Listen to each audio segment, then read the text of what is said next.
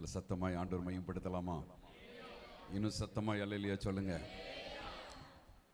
காலம் சென்றதான பாஸ்டர், கிருபாசனத்தில் ஊழியம் செய்ததான pastor Moses, ராமநாதபுரத்தில் ஊழியம் செய்ததான போதகர் ஒரு முறை எங்கள் சபைக்கு வந்திருந்த பொழுது அல்லேலூயா அப்படின்னா என்ன அர்த்தம் அப்படின்னு கேட்டார். அல்லேலூயானா என்னமா? அல்லேலூயானா அல்லேலூயா பாஸ்டர், நீங்க அல்லேலூயா சொன்னா நாங்களும் அல்லேலூயா சொல்லுவோம். தூங்குறவங்க எல்லாம் ஒரு அல்லேலூயா சொல்லுங்கன்னா தூங்குறவங்களும் ஒரு அல்லேலூயா சொல்லுவோம். அப்படிதானா? பொதுவாக அல்லேலூயாங்கிறது தூங்குறவங்களை எழுப்புறதுக்கு, விளையாண்டுட்டு இருக்கவங்களை என்னை கவனிக்க வைக்கிறதுக்கு, இதுக்கு பயன்படுத்திட்டு. அவர் ஒரு நாள் சொன்னார், அல்லேலூயா அப்படின்னா என்ன அர்த்தம்னா, சர்வ வல்லவர் ஜீவிக்கிறார். என்ன அர்த்தமா?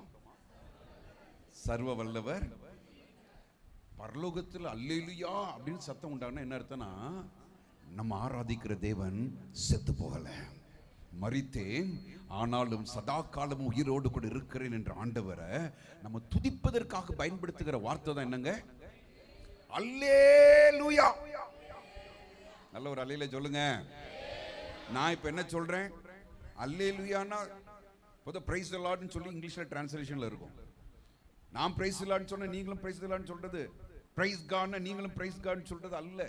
நான் சொல்லும்போது சர்வ வல்லவர் ஜீவிக்கிறார், நீங்க சொல்றீங்க ஆமென் பாஸ்டர், உண்மைதான் பாஸ்டர், ஆண்டவர் ஜீவிக்கிறார். ஒரு அல்லேலூயா சொல்லுங்க.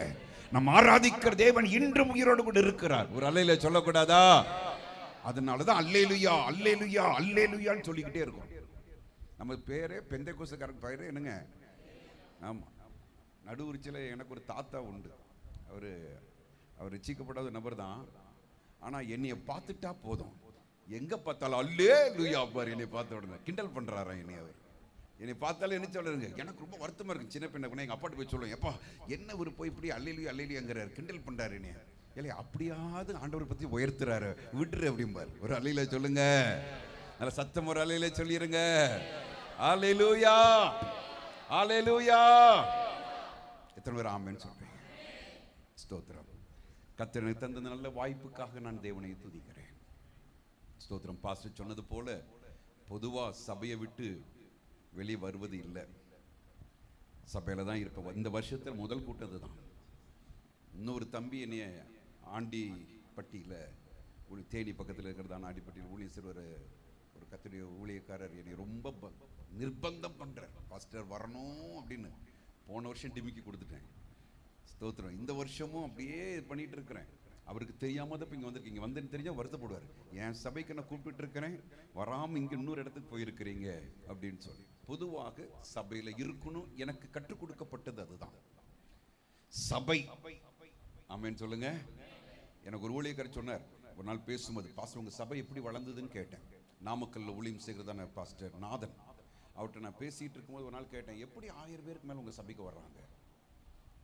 எங்க சபைகள் எல்லாம் அப்படி ஆத்துமாக்கள் வரலையே அப்படின்னு கேட்கும்போது எனக்கு ஒரு காரியத்தை சொன்னார். தம்பி, ஒரு நாளும் நான் ஞாயிற்றுக்கிழமை ஆராதனையை நான் மிஸ் பண்ணவே மாட்டேன். வார நாளெல்லாம் போவேன், ஆனால் ஞாயிற்றுக்கிழமை எங்கே இருப்பேன்?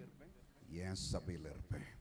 அந்த வார்த்தையினை தொட்டதுனால ஞாயிற்றுக்கிழமை பொதுவாக என்ன செய்யறது இல்லைங்க, தவிர்க்க முடியாத சில சூழ்நிலை நிமித்தமாக இப்படி நாங்கள் என்ன செய்வோம், வெளியே வந்து இருப்போம். இல்லாட்டி வெளி தேசங்களுக்கு போகும்போது 1 அல்லது 2 ஞாயிற்றுக்கிழமை மாத்திரம் வெளி தேசங்கள் இருப்பேன். வேகமாய் திருப்பி என்ன செஞ்சிருவேன், நம்முடைய சபைக்கு நேராக வந்துடுவேன். அப்போ பாஸ்டமாக இருப்பாங்க அங்கே. சோதரன் நானும் பாஸ்டமும் யாராவது ஒரு ஆள் என்ன செய்யணும், சபையில் அங்கே இருக்கணும். இப்படி ஒரு பழக்கத்தை நாங்கள் சபையில் வைத்திருக்கிறதுனால 2 பேரும் வெளியே வருவது என்பது அது ரொம்ப கடினமான ஒரு காரியம். சோதரன் ஆனாலும் கர்த்தர் அங்கே நல்ல எனக்கு ஊழியர்களை வைத்திருக்கிறார். சோதரன் எனக்கு இந்த நாட்களில் ஒரு 15 ஊழியர்களை எனக்கு தந்திருக்கிறார். சபையிலிருந்து ஊழியர்களை உருவாக்கி இருக்கிறார். என்னுடைய அசிஸ்டன்ட் தான் இன்னைக்கு அவர் பக்கத்தில் வேப்பூர் அப்படிங்கிறதான ஒரு இடத்துல அவர் கர்த்தருடைய ஊழியத்தை செய்து கொண்டிருந்தாலும், இன்னைக்கு எங்களுடைய சபையில் கர்த்தருடைய வார்த்தையை கொடுப்பதற்காக அவர் அழைக்கப்பட்டிருந்தால் இன்னைக்கு நல்ல ஒரு ஆராதனையை கர்த்தர் அங்கேயும் கட்டளையிட்டு இருக்கார். அல்லேலூயா சொல்லுங்க. நல்ல சத்தம் ஒரு அல்லேலூயா சொல்லுங்க. அல்லேலூயா. ஸ்தோத்திரம். கொஞ்சம் தைரியமா தான் இருந்தேன். நேற்று இரவும் பேசும்போதும் இன்னைக்கு காலையில பேசும்போதும் ரொம்ப தைரியம் இருந்தது. ஆனா இப்ப என் தைரியமெல்லாம் போயிட்டு, எல்லாம் பின்னாடி உட்கார்ந்து இருக்கிற பழுத்த பழங்கள், எல்லாம் பரிசுத்தவான்கள் உட்கார்ந்துட்டு கண்ட உடனே எனக்கு கை கால நடுங்க ஆரம்பிச்சிட்டு, நம்மளை வம்புல மாட்டி விட்டாரு அண்ணன் அப்படின்னு. ஸ்தோத்திரம். ஏன்னா அவங்களுடைய வயது, அவங்களுடைய அனுபவம் என் வயதாக இருக்கும். அத்தனை பரிசுத்தவான்கள், அத்தனை தேவனுக்கென்று பிரயாசப்படுகிற ஊழியலுக்கு முன்பதாக கர்த்தருடைய வார்த்தை கொடுப்பது என்பது கொஞ்சம் கடினமான ஒரு காரியம்தான். ஸ்தோத்திரம். இந்த நாளில் கர்த்தருடைய வார்த்தையை நான் கொடுக்கும்போது நான் யோசிக்கிறேன், ஓடாது, வார்த்தையே வரமாட்டேங்குது. இப்போ எனக்கு எப்படி நான் பேச போறேன்னு எனக்கு தெரியல. அவங்கெல்லாம் இல்லைன்னா 1.5 மணி நேரம் 2 மணி நேரம் கூட கலக்கிடுவேன். ஆனால் அவங்கெல்லாம் இருக்கும் பொழுது, பேசும் பொழுது ரொம்ப பார்த்து நான் வார்த்தையை விடணும். ஸ்தோத்திரம். பொதுவாக எங்கள் சபையில் நான் கர்த்தருடைய வார்த்தையை நான் கொடுப்பேன். சொன்னேன்ல, ஸ்தோத்திரம். நான் பாட்டு பாடினா எங்கள் ஜனங்களுக்கு என்ன செய்யாது, அது கரகரன்னு கேட்குமா. ஒரு விஷயம் நான் என்ன பண்ணியிருந்தேன், என்னுடைய பிரான்ச் சர்ச்சஸ் ஒரு 15 சபைகள் இருக்கிறது அல்லவா, அந்த சபைகளுக்கு திருவிருந்து ஆராதனை கொடுப்பதற்கு நான் போவேன். அப்படி போகும்பொழுது நான் போகிற நாட்களில் என் மனைவி தான் எங்கள் சபையில் பிரசங்கம் பண்ணுவாங்க. என் மனைவி, நான் பொதுவாக என் மனைவி நான் எப்படி சொல்லுவேன்னா ஜாய்ஸ் மேயர் அப்படின்னு சொல்லுவேன். எப்படிங்க? ஜாய்ஸ் மேயர் கேட்டிருக்கீங்களா? தமிழில் ஒரு வெள்ளைக்காரம்மா டிவிலெல்லாம் பேசுவாங்கல்ல, அந்த அம்மா தான் பேர் தான் ஜாய்ஸ் மேயர். அந்த ஜாய்ஸ் மேயர் பிரசங்கம் பண்ணும்போது அங்கே அடிக்கடி ஒரு ஆளை காமிப்பாங்க, சேரில் உட்காந்துருக்கிற யார், அவர் பேர் டேவ், அவர் பேர் டேவிட். அவர் டேவ். அவர் தலையாட்டிக்கிட்டே இருப்பார், அந்த அம்மா பிரசங்கம் பண்ணிக்கிட்டே இருப்பாங்க. நான் என் ஃப்ரெண்ட்ஸ்டெல்லாம் என்னதான் சொல்லி வச்சிருக்கேன்னா, என் மனைவி யாருங்க? Joyce Meyer. அப்போ நீ என்னடா பண்ணுவேன்? நான் தலையாட்டுற வேலை தான் என் வேலை அப்படின்னு. நான் ஓரமாக உட்காந்துட்டு என் மனைவி பிரசங்கம் பண்ண தலையாட்டிக்கிட்டே இருப்பேன். அப்படி ஒரு விஷயம் நான் வெளியே போயிட்டு அடுத்த அந்த வார நாட்களில் இருந்த பொழுது எங்கள் சபையிலேருந்து ஒரு விசுவாசி கேட்டாங்க, பாஸ்டர் இந்த வாரம் எங்கே போகிறீங்க அப்படின்னாங்க. நான் சொன்னேன், போன வாரம் தானே வெளியே போயிட்டு வந்தேன், இந்த வாரம் எங்கே வெளியே, வாரந்தோறும் வெளியே போக முடியும்? அவங்க உடனே சொன்னாங்க, அப்படி இல்லை பாஸ்டர், போன வாரம் நல்ல ஒரு பிரசங்கம் கேட்டோம், இந்த வாரம் எங்கேயாச்சும் போனீங்கன்னா இன்னொரு நல்ல பிரசங்கம் கேட்கலாம், அதனால தான் கேட்டேன். அதாவது நம்ம சபையில் எனக்கு பாட்டுக்கும் மரியாதை கிடையாது, என் செய்திக்கும் எனக்கு மரியாதை கிடையாது. என் உயரம் எனக்கு தெரியும்னு ஒரு ஆள் சொன்னது போல, என்னுடைய சூழ்நிலை எனக்கு மட்டும்தான். என் மனதிற்குள்ள இருக்கிறதான நடுக்கம், ஸ்தோத்திரம், எனக்குள்ள இருக்கிறதான பயம் வெளியே காமிக்காம காரியங்களை செய்துட்டாலும், ஸ்தோத்திரம், உங்களுடைய இப்ப ஜெபம் எனக்கு வேணும். எத்தனை பேர் ஆமென் சொல்லுங்க? பரிசுத்தவான்களுடைய ஜெபம் எனக்கு தேவை. எத்தனை பேர் ஆமென் சொல்ல விரும்புறேன்? அல்லேலூயா. இந்த நாளிலும் கர்த்தர் அடியனை பயன்படுத்தும்படி நீங்க ஜெபிங்க. கர்த்தர் எனக்கு தந்ததான அந்த வார்த்தை, நான் தேவ சமூகத்தில் அமர்ந்து நான் ஜெபித்த பொழுது தேவன் எனக்குள்ள போட்டதான அந்த வார்த்தைகளை தான் உங்கள் மத்தியில் நான் பகிர்ந்து கொண்டிருக்கிறேன். ஸ்தோத்திரம். ஆண்டவரே, நான் என்ன சொல்லணும், அந்த சபையுடைய செய்தி என்ன, என் பக்கத்தில் வர சொல். அவ்வளவுதான் ஆண்டவர் சொன்னார். என்னோடு நெருங்கி ஜீவிக்க சொல், என்னோடு சஞ்சரிக்க சொல், என்னோடு நேரத்தை செலவு செய்ய சொல். வேற செய்தியே இல்லை. இந்த நாள்ல தேவன் சபைக்கு தந்த வார்த்தை என்னதான்? என் கூட உட்கார்ந்து நேரத்தை செலவு பண்ண சொல்லு. என் இதயத்தின் வாஞ்சையே விருப்பமே ஜனங்களோடு நான் சிநேகம் பாராட்ட விரும்புகிறேன்.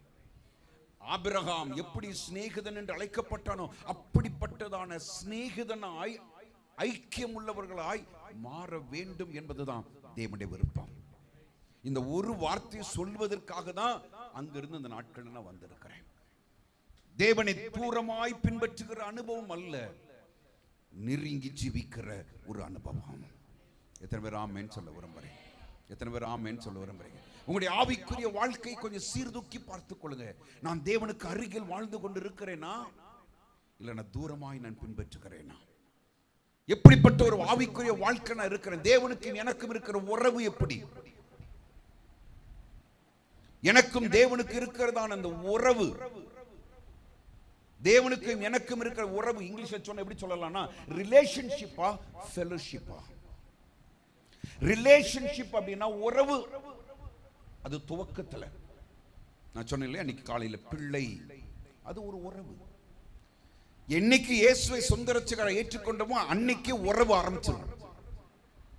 அன்னைக்கு உறவு நமக்கு, நமக்கும் தேவனுக்கும் உறவு. நம்ம பிள்ளை, அவர் அப்பா, அப்பா பிதாவே அப்படின்னு கூப்பிடத்தக்கதான புத்திர சுவிகாரத்தின் ஆவியை பெற்றுக் கொள்ளுகிறோம். அது தொடக்கம். ஆனா அந்த தொடக்கத்திலேயே நம்ம காலமெல்லாம் ஓடிவிடக்கூடாது. அந்த பிள்ளை என்கிற அனுபவத்திலேயே நம்ம வாழ்ந்து விடக்கூடாது. நம்ம என்ன நிலைமைக்குள்ள கடந்து வரணும்னு சொன்னேன், சிநேகிதன் ஃபெலோஷிப்புக்குள்ள வரணும். 1995ஆம் ஆண்டு நானும் என் மனைவியும் கணவன் மனைவி என்றதான உறவில் கடந்து வந்தோம். மே மாதம் 1ஆம் தேதி. அந்த உறவு ஒரு தொடக்கம் தான். கணவன் மனைவி என்கிறது ஒரு தொடக்கம். ஆனா இன்னைக்கு ஏறக்குறைய 29 ஆண்டுகள் கழித்து நான் சொல்லக்கூடும், அது எப்படி மாறி இருக்குதுங்க? அது ஃபெலோஷிப்பா, ஐக்கியமாய் மாறி இருக்கிறது. ஒரு அலையில சொல்லுங்க. இன்னைக்கு அநேகர் அந்த உறவுலே நிற்கிறாங்க. கணவன் மனைவி பெயர் அளவில் ஒரு உறவு இருக்கிறது, ஆனா என்ன இல்லை, குடும்பத்தில் ஐக்கியம் இல்லை. பெயர் என் கணவன், என் மனைவி, என் தேவன், என் தகப்பன், ஆனா என்ன இல்லைங்க, என்ன இல்லைங்க. தேவனோடு நேரத்தை செலவு பண்ணுவதற்கு நமக்கு நேரங்கள் இல்லை. பெயர் இருக்கிறது, நம்ம எல்லாம் ஆண்டவர் பிள்ளைங்க தான், எல்லாம் கிறிஸ்தவர்கள் தான். ஆனால் தூரமாய் பின்பற்றுகிற ஒரு அனுபவம். இந்த அனுபவத்தில் ஒரு மாற்றத்தை தரதான் கர்த்தர் இந்த நாட்களில் இரக்கம் செய்யணும். ஒரே வாஞ்சி அதுதான். ஆண்டவரே, உம்மோடு நான் நெருங்கி ஜீவிக்கணும். ஆண்டவரே, ஜெபத்தோடு கூட கர்த்தருடைய வார்த்தையை ஆரம்பிக்கலாம். கண்களை மூடி நான் ஜெபிக்கலாம். இன்னும் அருகில் நான் வரணும் ஆண்டவரே. அப்படி ஆண்டவரே சொல்ல, இன்னுமே அறியணுமே, இன்னுமே அறியணுமே, இன்னும் கிட்டி சேரணுமே. இந்த ஒரு ஜெபம் தான் இன்னைக்கு, அந்த ஒரே ஒரு வார்த்தை தான் இன்னைக்கு. ஆண்டவரே, இன்னும் அருகில் நான் வருவதற்கு எனக்கு உதவி செய்யுங்க. இன்னும் மோடு கூட நான் உறவாடுவதற்கு எனக்கு உதவி செய்யுங்க. ஸ்தோத்திரம். பக்கத்தில் நான் வரணும் ஆண்டவரே. தூரமான ஒரு அனுபவம் அல்ல ஆண்டவரே. ஒருவேளை பல ஆண்டுகள் இருக்கலாம். 27 ஆண்டுகளாக முழு நேர ஊழியத்தில் இருக்கிறேன். 87 இயேசுவை சொந்த ரட்சகரை ஏற்றுக்கொண்டேன். ஸ்தோத்திரம். ஏறக்குறைய இன்னைக்கு 40 ஆண்டுகள் ஏறக்குறைய ஓடி வந்துட்டேன். ஸ்தோத்திரம். வருஷங்கள் ஓடுதுங்க. அவருக்கும் எனக்கும் இருக்க அந்த நெருக்கம், அந்த இன்டிமேசி, அவருக்கும் எனக்கும் இருக்க வேண்டிய ஐக்கியம், அது 40 ஆண்டுகள் அனுபவமா இல்லைங்க. அது நான் குறைவுபட்டு தான் இருக்கிறேன். என்னோடு கூட கர்த்தர் பேசுகிறார். என் மூலமாக கர்த்தர் சபையோடு கூட இடைப்படுகிறார். கரங்களை உயர்த்துங்க. இன்னும் உம்மை அறியணுமே, இன்னும் உம்மை அறியணுமே, இன்னும் கிட்டி சேரணுமே, இன்னும் கிட்டி சேரணுமே. பிரசன்னம்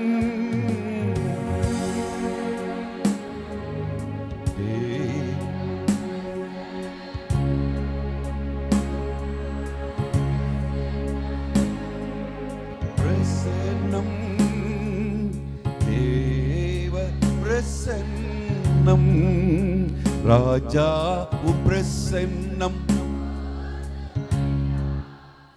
எப்போதும் எனக்கு ராஜாவும் பிரசன்னம் போதுமையா, எப்போதும் எனக்கு பிரசன்னம் என்று சொல்லுங்க. பிரசன்னம் பிரசன்னம் தேவ பிரசன்னம் பிரசன்னம் பிரசன்னம் தேவ பிரசன்னம். எங்கள் பரலோக பிதாவே, இந்த மாலை கூடுகையை கர்த்தர் ஆசீர்வதித்து தாங்க. எங்களோடு இடைபடும், மகிமைப்படும். இயேசுவின் நாமத்தில் பிதாவே, ஆமென். ஆதியாகமம் 19ஆம் அதிகாரம். பரிசுத்த வேதாகமத்தை திருப்பிக் கொள்ளுங்க. ஆதியாகமம் 19ஆம் அதிகாரத்துக்கு நேராக நம் சிந்தனைகளை திருப்பிக் கொள்ள போகிறோம். முதல் 3 வசனங்கள். ஆதியாகமம் 19ஆம் அதிகாரத்தின் முதல் 3 வசனங்கள். என்னோடு கூட சேர்ந்து நம் யாவரும் சேர்ந்து வாசிக்கலாம். சரிங்களா? எல்லாரும் என் கூட சேர்ந்து வாசிங்க. அந்த 2 தூதரும் சாயங்காலத்திலே சோதமுக்கு வந்தார்கள். லோத்து சோதமின் வாசலிலே உட்கார்ந்திருந்தான். அவர்களை கண்டு லோத்து எழுந்து எதிர்கொண்டு தரைமட்டும் குனிந்து ஆண்டவன்மார்களே, அடியேனுடைய வீட்டு முகமாய் நீங்கள் திரும்பி உங்கள் கால்களை கழுவி ராத்தங்கி காலையில் எழுந்து பிரயாணப்பட்டு போகலாம் என்றான். அதற்கு அவர்கள், அப்படி அல்ல, வீதியிலே ராத்தங்குவோம் என்றார்கள்.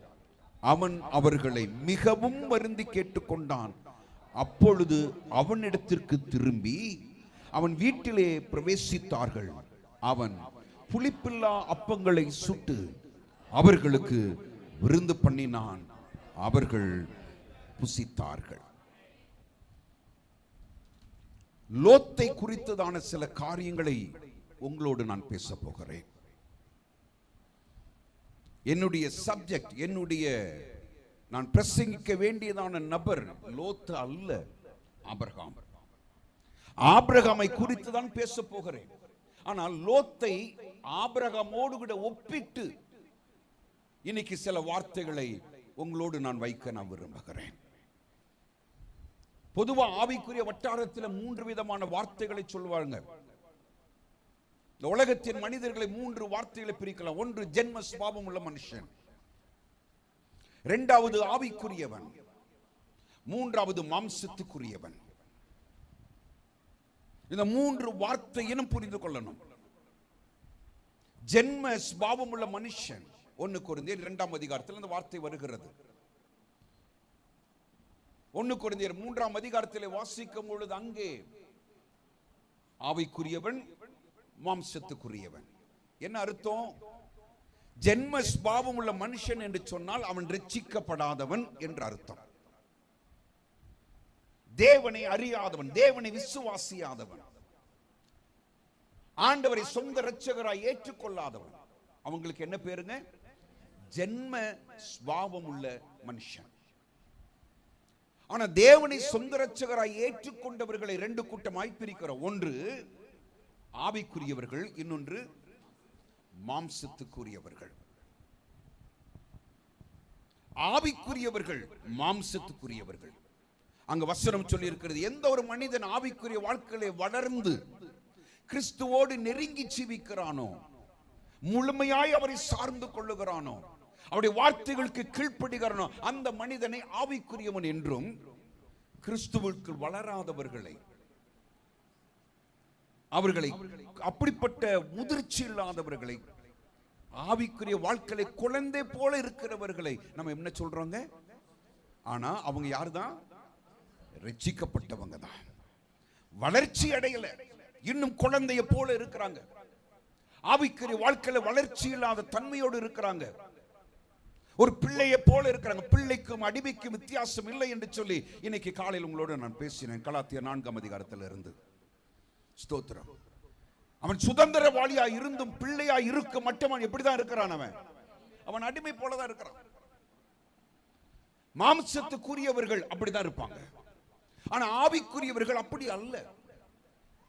ஆவிக்குரியவர்கள் வளர்ச்சி அடைகிறவர்கள், கீழ்ப்படுகிறவங்க, தேவனுடைய சமூகத்தை நாடுகிறவங்க, தேவ சமூகத்தில் ஓடி வருகிறவங்க, விழுந்து கிடக்கிறவங்க, தேவனோடு உறவாடுகிறவர்கள், தேவ சித்தம் செய்பவர்கள், தங்களுடைய மாம்சத்தை சார்ந்து கொள்ளாமல் தேவனுக்கென்று வாழ தங்களை அர்ப்பணித்தவர்கள் ஆவிக்குரியவர்கள். 2 ரட்சிக்கப்பட்டிருந்தாலும் வித்தியாசம் இருக்கிறது. வேத வசனம் ரோமர் 4ஆம் அதிகாரத்தில் சொல்லி இருக்கிறது. 4ஆம் அதிகாரம் 3ஆம் வசனத்தில் சொல்லப்பட்டு இருக்கிறது,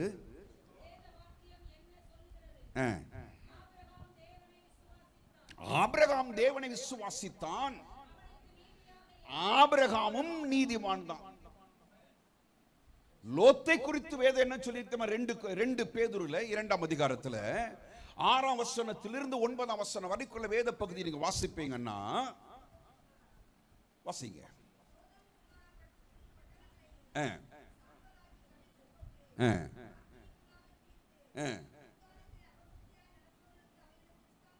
திருஷ்டாந்தமாக வைத்து அக்கிரமக்காரருக்குள் வாசமாயிருக்கையில் அவர்களுடைய காம விகார நடக்கையால் வருத்தப்பட்டு நாள்தோறும் அவர்களுடைய அக்கிரம கிரியைகளை கண்டு கேட்டு நீதியுள்ள தன்னுடைய இருதயத்தில் வாதிக்கப்பட்ட நீதிமானாகிய லோத்து. ஆபிரகாமும் லோத்து, ஆபிரகாமும் நீதிமான், லோத்தும் நீதிமான். ஆனால் வித்தியாசம் இருக்கிறது. ஆனாலும் வித்தியாசம் இருக்கிறது. ஒருவன் மாம்சத்தை சார்ந்து வாழுகிற கிறிஸ்தவனுக்கு அடையாளமானவன், ஒருவன் ஆவிக்குரிய கிறிஸ்தவர்களுக்கு அடையாளமானவன். அல்லேலூயா, அல்லேலூயா. ஆபிரகாம் ஆவிக்குரிய கிறிஸ்தவனுக்கு அடையாளமானவன், விசுவாசிகளின் தகப்பனவன். ஆனால் லோத்து எப்படிப்பட்டது தெரியுமா? மாம்சத்தை சார்ந்து வாழுகிறதான கிறிஸ்தவர்களுடைய தகப்பன். ரெண்டுக்கு வித்தியாசம். மேலோட்டமாய் பார்ப்போம் என்று சொன்னால் 18ஆம் அதிகாரத்தில் கொடுக்கப்பட்ட அந்த சம்பவங்களை வாசிக்கும் போது 19ஆம் அதிகாரத்தில் லோத்தை குறித்து எழுதப்பட்ட வார்த்தைகளை ஒப்பிட்டு பார்த்தா, மேலோட்டமாய் பார்த்தா ஒன்று போல தெரியும்.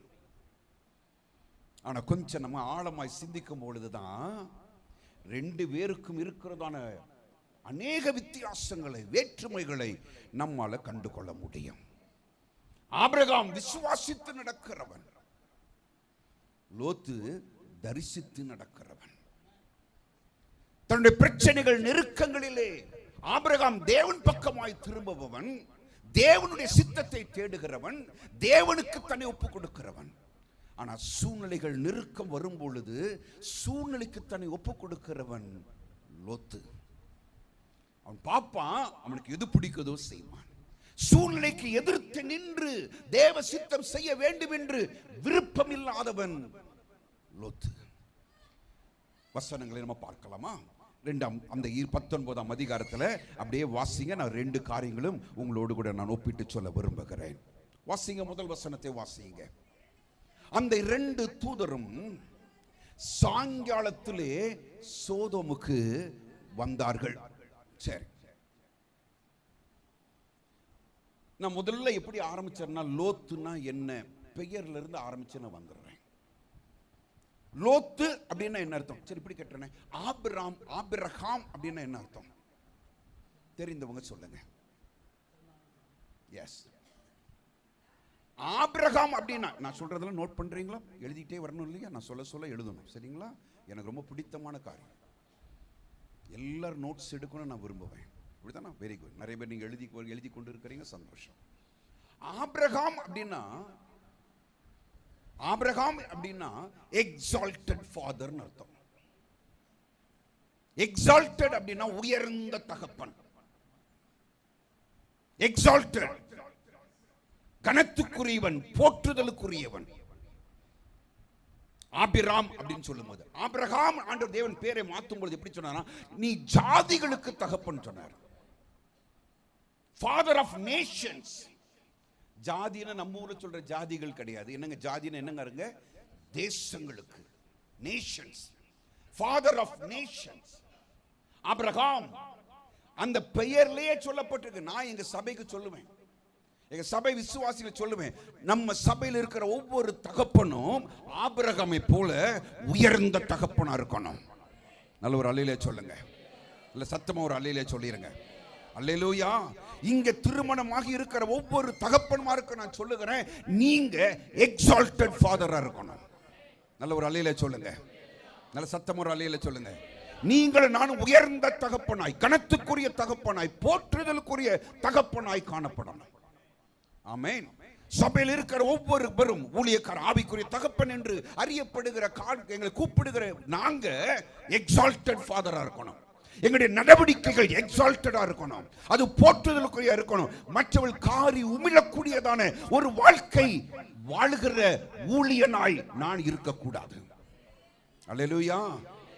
என் மனைவியும் என் பிள்ளைகளையும் என் சபையாரும் என்னை போற்றுகிற அளவுக்கு ஒரு வாழ்க்கை, கனப்படுத்துகிற கூடிய ஒரு வாழ்க்கையை வாழுகிற ஒரு தகப்பனாய் நான் இருக்க விரும்புகிறேன்.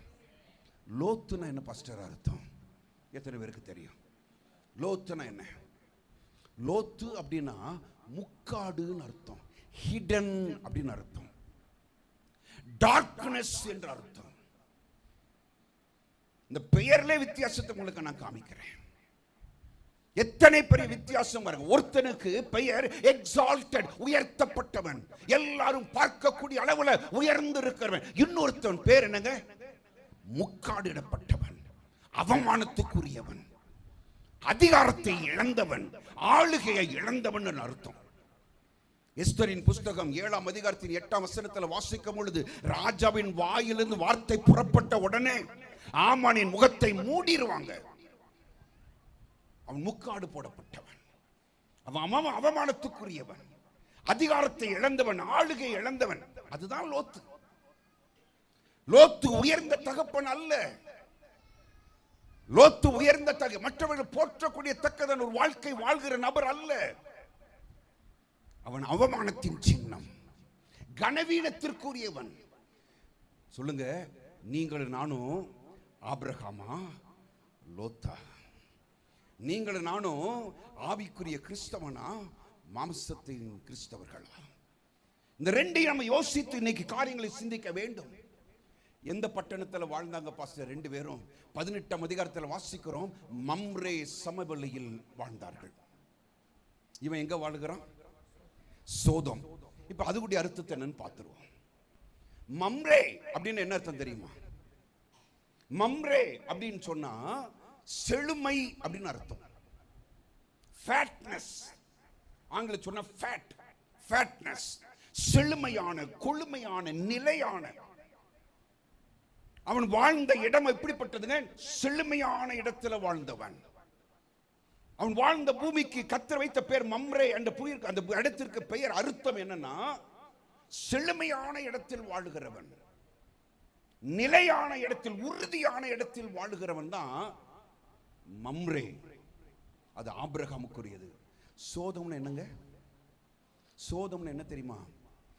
எரிந்து போனதான ஒரு பட்டணம். என்னங்க அது பேர்? என்னங்க சோதம் அப்படின்னால? பர்ன்ட், எரிந்து போன, சுட்டரிக்கப்பட்டதான. ஐயா, அவன் வாழ்ந்த இடம், ஆவிக்குரியவன் வாழுகிற இடம் எப்படிப்பட்ட இடம் தெரியுமா? அது செழுமையான இடம். மாம்ச கிறிஸ்தவன் வாழ்கிற இடம் எங்க தெரியுமா? அவன் சுட்டரிக்கப்பட்டான். ஜீவித்தின் வாழ்க்கையை பாருங்க. இன்னும் கொஞ்சம் ஆழமாய் சிந்திப்போம் சொன்னா, மம்ரே எங்க இருக்கு தெரியுமா? ஆதியாகம் 13ஆம் அதிகாரத்தின் கடைசி வசனத்தில் 18ஆம் வசனத்தை நீங்க பார்ப்பீங்கன்னு சொன்னா, ஆதியாகம் 13:18 பார்க்கும் பொழுது, அப்பொழுது ஆபிராம் கூடாரத்தை பெயர்த்து கொண்டு எபிரோனில் இருக்கும் மம்ரே. எங்க இருக்கு மம்ரே? எபிரோன். எபிரோன் என்ன பாஸ்டர் அர்த்தம்? எபிரோன் அப்படின்னாலே கம்யூனியன் அர்த்தம். தேவனோடு கூட கிட்டி சேருகிற வாழ்க்கை, தேவனோடு ஐக்கியப்பட்டுகிற இடம் அர்த்தம். கம்யூனியன், தேவனோடு தோழமை பாராட்டுகிற, தேவனோடு ஃப்ரெண்ட்ஷிப் பாராட்டுகிற இடம் அர்த்தம். எந்த ஒரு மனுஷன் தேவனோடு நெருக்கமாய் இருக்கிறானோ, தேவனோடு ஐக்கியமாய் இருக்கிறானோ, அந்த மனுஷன் நீதிமான் எப்படி இருப்பான் பிரதர்? நீதிமான் எப்படி இருப்பான்? பனையை போல. ஆனா தேவனை விட்டு மாம்சை சார்ந்து கண்களை ஏறெடுத்து பார்த்து சோதோமின் சமவெளியை பார்த்த பொழுது, அது ஏதேன் தோட்டத்தை போல தன்னுடைய சுயத்தை சார்ந்து வாழ்ந்த மனிதனுடைய நிலை சுட்டெரிக்கப்பட்டதான ஒரு இடம். இடத்திலேயே ஆவியானவர் இத்தனை வித்தியாசங்கள் வச்சிருக்க. நான் வேதத்தை வாசிக்கும் இப்பெல்லாம் படிக்கும்போது எனக்கு ஆச்சரியமா இருக்கு. ஆண்டவரே, நான் எந்த இடத்துல வாழ்கிறேன்? உம்மோடு கூட ஐக்கியப்படுகிற இடத்துல வாழ்ந்து கொண்டு இருக்கிறேனா? அந்த ரிச் ஃபேட்னஸ்ல வாழ்ந்து கொண்டு, கொழுப்பு செழுமையான இடத்துல வாழ்கிறேனா? இல்லை என்று சொன்னால் சுட்டெரிக்கப்பட்ட நிலையில ஒன்றுமில்லாமல் சுடுகாடாய் இருக்கிறதான இடத்தில் நான் வாழ்ந்து கொண்டு இருக்கிறேனா? ஆவிக்குரியவன், மாம்சத்துக்குரியவன். ஸ்தோத்திரம். இன்னைக்கு நம்ம தீர்மானம் எடுக்கணும். ஆண்டவரே, நான் எப்படிப்பட்ட இடத்துல வாழுகிறேன்? நீதிமான் தான். 2 பேரும் நீதிமான் தான். 2 பேரும் கிறிஸ்துவை சொந்த ரட்சகரை ஏற்றுக்கொண்டவங்க தான். இவனும் ஆண்டவர் விசுவாசிக்கிறான், அவனும் ஆண்டவர் விசுவாசிக்கிறான். வித்தியாசங்களை கவனிக்கணும். இன்னைக்கு வித்தியாசத்தை நான் பார்க்க போறேன். ஸ்தோத்திரம். நான் யோசித்தேன், ஆண்டவர் இந்த செய்தியை நான் அப்படி கொடுக்கணுமானா, வேத வசனம் சொல்லுது வித்தியாசத்தை காண்பிக்கணுமா. தேவன் வித்தியாசத்தை காண்பிப்பார். இன்னைக்கு நான் தீர்க்க தரிசனம் சொல்றேன், கொஞ்ச நாட்கள்ல கர்த்தர் இந்த சபையில நீதிமானையும் துன்மார்க்கனுக்கு உரியதான வித்தியாசத்தை கர்த்தர் காண்பிக்க போகிறார். ஸ்தோத்திரம். அல்லேலூயா. ஆவிக்குரியவனுக்கும் மாம்சத்துக்குரியவனுக்கும் தேவன் வித்தியாசத்தை காண்பிக்க போகிறார். ஒரு எச்சரிக்கையின் செய்தியாக கூட நீங்க எடுத்துக்கொள்ளணும். ஆண்டவரே, நான் ஒரு நாளும் மாம்சத்துக்குரியவனாய் காணப்படக்கூடாது ஆண்டவரே. நான் ஒரு ஆவிக்குரியவனாய் காணப்படுவதற்கு நான் என்ன செய்யட்டும்? அல்லேலூயா. இந்த நாட்கள் நான் ஒரு ஆவிக்குரியவனாய் மாறுவதற்கு எனக்கு கிருபை பாராட்டுங்க. இந்த 3 செய்திகளுடைய நோக்கமே அதுதான். அவர் கிட்ட வரணும், அவர் சார்ந்து கொள்ளணும், அவரை மட்டும் நம்பணும், அவரை மட்டும் பிரியப்படுத்தணும். அல்லேலூயா, அல்லேலூயா. என் கண்களுக்கு பிரியமாய் அல்ல, என் ஆத்துமாவுக்கு பிரியமானதே அல்ல, என் தேவனுக்கு பிரியமானதை செய்ய எனக்கு கற்றுக் கொடுங்க. எத்தனை பேர் ஆமென் சொல்ல விரும்புறீங்க? எத்தனை பேர் ஆமென் சொல்ல விரும்புறீங்க? அல்லேலூயா, அல்லேலூயா, அல்லேலூயா. ஸ்தோத்திரம். ஜீவியத்தில் ஒரு மாற்றம் எனக்கு வேணும் ஆண்டவரே. எங்களுடைய வாழ்க்கையில் ஒரு மாற்றம் வேணும் ஆண்டவரே. சில வசனங்கள் உங்களுக்கு காமிக்க, ஒரு 3 வசனத்தை நீங்க படிக்கணும். ஸ்தோத்திரம். யாத்திராகமத்தின் புஸ்தகம் 8ஆம் அதிகாரம் 23ஆம் வசனத்தை வாசியுங்கள். யாத்திராகமம் 8:23. நான் சொல்லுகிற வசனங்கள் வேகமாய் குறித்துக் கொள்ளுங்க. வீட்டில் போய் உட்கார்ந்து தியானிங்க. வாசிக்க முடியுமா? வேகமா யாராவது ஒருவர் வாசிங்க. என் ஜனங்களுக்கும் உன் ஜனங்களுக்கும் வித்தியாசம் உண்டாகும்படி செய்வேன். ஆண்டவர் சொல்ற வார்த்தை மோசே மூலமா கர்த்தர் சொல்ற, என் ஜனங்களுக்கும் உன் ஜனங்களுக்கும் இது வித்தியாசத்தை உண்டு பண்ணுகிற காலம் இது. அல்லேலூயா. வித்தியாசத்தை நான் உண்டு பண்ணுவேன். இன்னொரு வசனத்தை வாசிங்க. ஸ்தோத்திரம். மல்கியாவின் புஸ்தகம் 3ஆம் அதிகாரம் 18வது வசனத்தை வாசிங்க. மல்கியா 3ஆம் அதிகாரம் 18வது வசனம். அப்பொழுது நீங்கள் நீதிமானுக்கும் துன்மார்க்கனுக்கும் தேவனுக்கு ஊழியம் செய்கிறவனுக்கும் அவருக்கு ஊழியம் செய்யாதவனுக்கும் இருக்கிற வித்தியாசத்தை திரும்பவும் காண்பீர்கள். ஸ்தோத்திரம். தேவன் சொல்ற, நான் வித்தியாசத்தை காமிப்பேன். எனக்கு ஊழியம் செய்கிறவனுக்கும் எனக்கு ஊழியம் செய்யாதவனுக்கும், எனக்கு தன்னை ஒப்பு கொடுத்தவனுக்கும் ஒப்பு கொடுக்காதவனுக்கும், என்னை அர்ப்பணித்தவனுக்கும் அர்ப்பணிக்காதவனுக்கும் ஒரு வித்தியாசத்தை நான் காண்பிப்பேன். அல்லேலூயா. ஜெபிக்கிறவனுக்கும் ஜெபிக்காதவனுக்கும் வித்தியாசத்தை காண்பிப்பேன். வேத வசனத்தை தியானிக்கிறவனுக்கும் தியானிக்காதவனுக்கும் ஒரு வித்தியாசத்தை காண்பிப்பேன். எனக்கென்று வைராக்கியம் காண்பிப்பவனுக்கும் வைராக்கியத்தை காண்பிக்காதவனுக்கும் ஒரு வித்தியாசத்தை காண்பிப்பேன். ஆவிக்குரியவனுக்கும் மாம்சத்துக்குரியவனுக்கும் வித்தியாசத்தை நான் காண்பிப்பேன். இது வித்தியாசத்தை காண்பிக்கிற காலங்கள். ஸ்தோத்திரம். ஊழியக்காரர்களுக்கு கர்த்தர் கட்டளை கொடுத்திருக்கார் தெரியுமா? ஊழியக்காரர்களுக்கு கர்த்தர் ஒரு கட்டளை கொடுத்திருக்கார். எசேக்கியேல் புஸ்தகத்தில் வாசிக்க முடியும். ஸ்தோத்திரம். 22ஆம் அதிகாரம் 26வது வசனம். 22ஆம் அதிகாரம் 26வது வசனம். அதின் ஆசாரியர்கள் என் வேதத்திற்கு அநியாயம் செய்து என் பரிசுத்த வஸ்துக்களை பரிசுத்த குலைச்சலாக்குகிறார்கள். பரிசுத்தம் உள்ளதற்கும் பரிசுத்தம் இல்லாததற்கும் வித்தியாசம் பண்ணாமலும், அசுத்தம் உள்ளதற்கும் அசுத்தம் இல்லாததற்கும் உண்டான வேற்றுமையை காண்பியாமலும் இருந்து, ஊழியக்காரர் என்ன செய்ய தெரியுமா? வேற்றுமையை காண்பிக்கணும். ஊழியக்காரருடைய வேலை என்ன தெரியுமா? வேற்றுமை காமிக்கணும். இவனுக்கும் அவனுக்குள்ள வித்தியாசத்தை பாரு. அல்லேலூயா. 1ஆம் சங்கீதத்தில் வாசித்தா நமக்கு தெரியும் அல்லவா? என்ன தெரியுங்க? ஒரு துன்மார்க்கனுடைய வாழ்க்கை எப்படி, நீதிமானுடைய வாழ்க்கை எப்படி, வித்தியாசத்தை காண்பிக்கும்.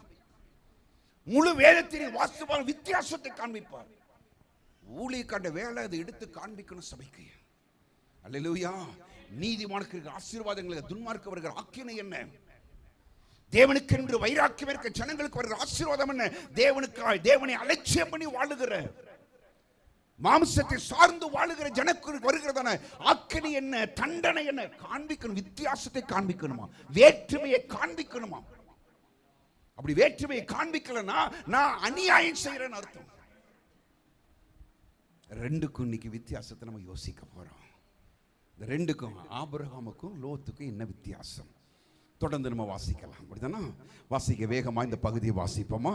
வாசிங்க. 19ஆம் அதிகாரத்தின் முதல் வசனத்தை மீண்டும் வாசிங்க.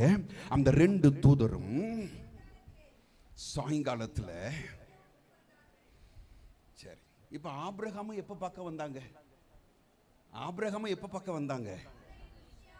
பகலின் உஷ்ண வேளையில். அப்படிதானா? நீதிமான் பாதை எப்படி இருக்குமா? அதிகமாய் பிரகாசிக்கிற சூரிய பிரகாசம் போல இருக்குமா. ஒரு அலையில சொல்லுங்க, நல்ல சத்தம் ஒரு அல்லேலூயா சொல்லுங்க. நீதிமான தேவன் சந்திக்க வரும்போது எப்ப வர்றாருங்க? உஷ்ணமான வேலையில, பிரகாசிக்கிற வேலையில.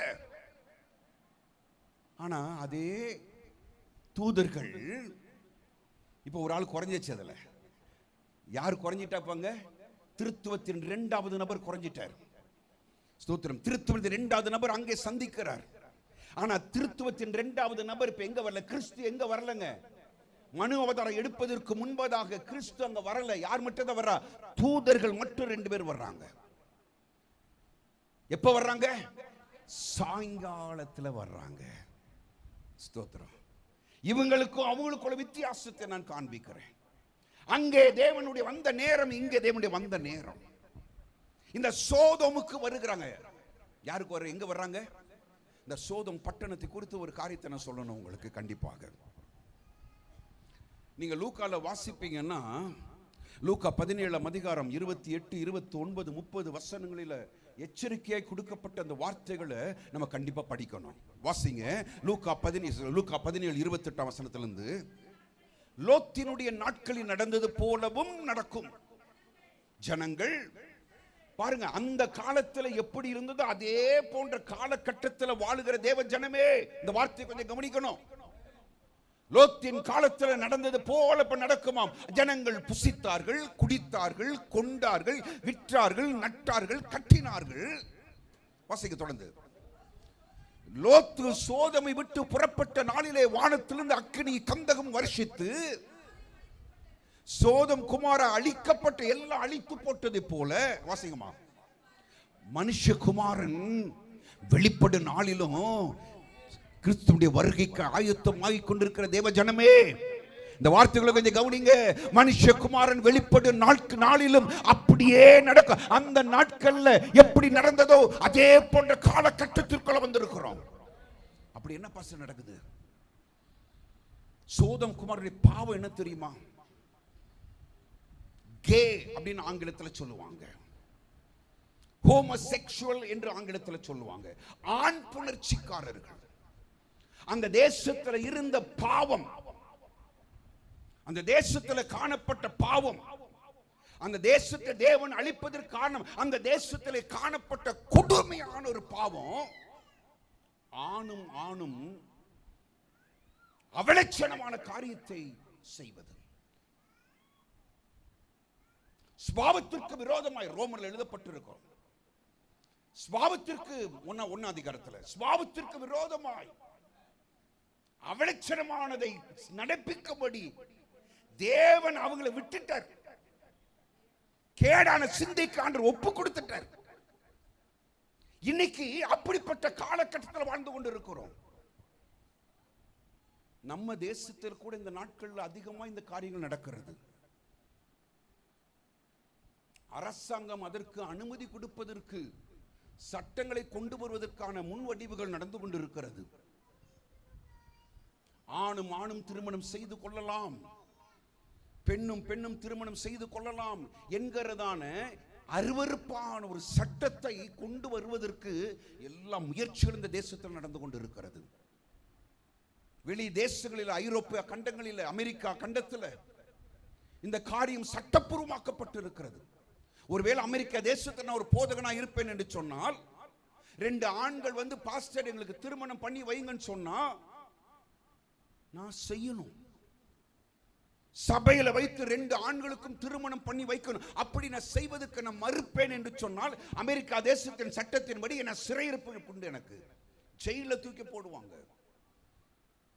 அப்படிப்பட்டதான பொல்லாத சட்டங்கள் தேசத்திலே கொண்டு வரப்பட்டிருக்கிறது. ஒரு காலத்தில் மிஷினரிகளை அனுப்பினதான தேசம். நம்மை போன்ற தேசங்களுக்கு பணங்களையும் மிஷினரிகளையும் அனுப்பி ஊழியம் செய்ததான தேசம். In God we trust என்று சொல்லி அவங்க டாலர்ல போட்டிருப்பாங்க, அவங்களுடைய பணங்களில போட்டிருப்பாங்க. அப்படிப்பட்டதான ஒரு தேசம் இன்னைக்கு சீரழிந்து கிடக்குது. கடைசி நாட்களில் நடக்கிறதுதான். அப்படி மனுஷகுமாரன் வெளிப்படும் போது நடக்குமா அந்த காரியங்கள்? ஸ்தோத்திரம். நம்முடைய தேசம் பக்தி உள்ள தேசம். ஒருவேளை தேவனை விசுவாசிக்கலனாலும் நம்முடைய தேசம் வந்து நல்ல புரிந்து, நம்முடைய தேசம் பக்தி உள்ள தேசம். கல்லையோ மண்ணையோ அவன் எதை வழிபட்ட பக்தியோட வழிபடுவான்.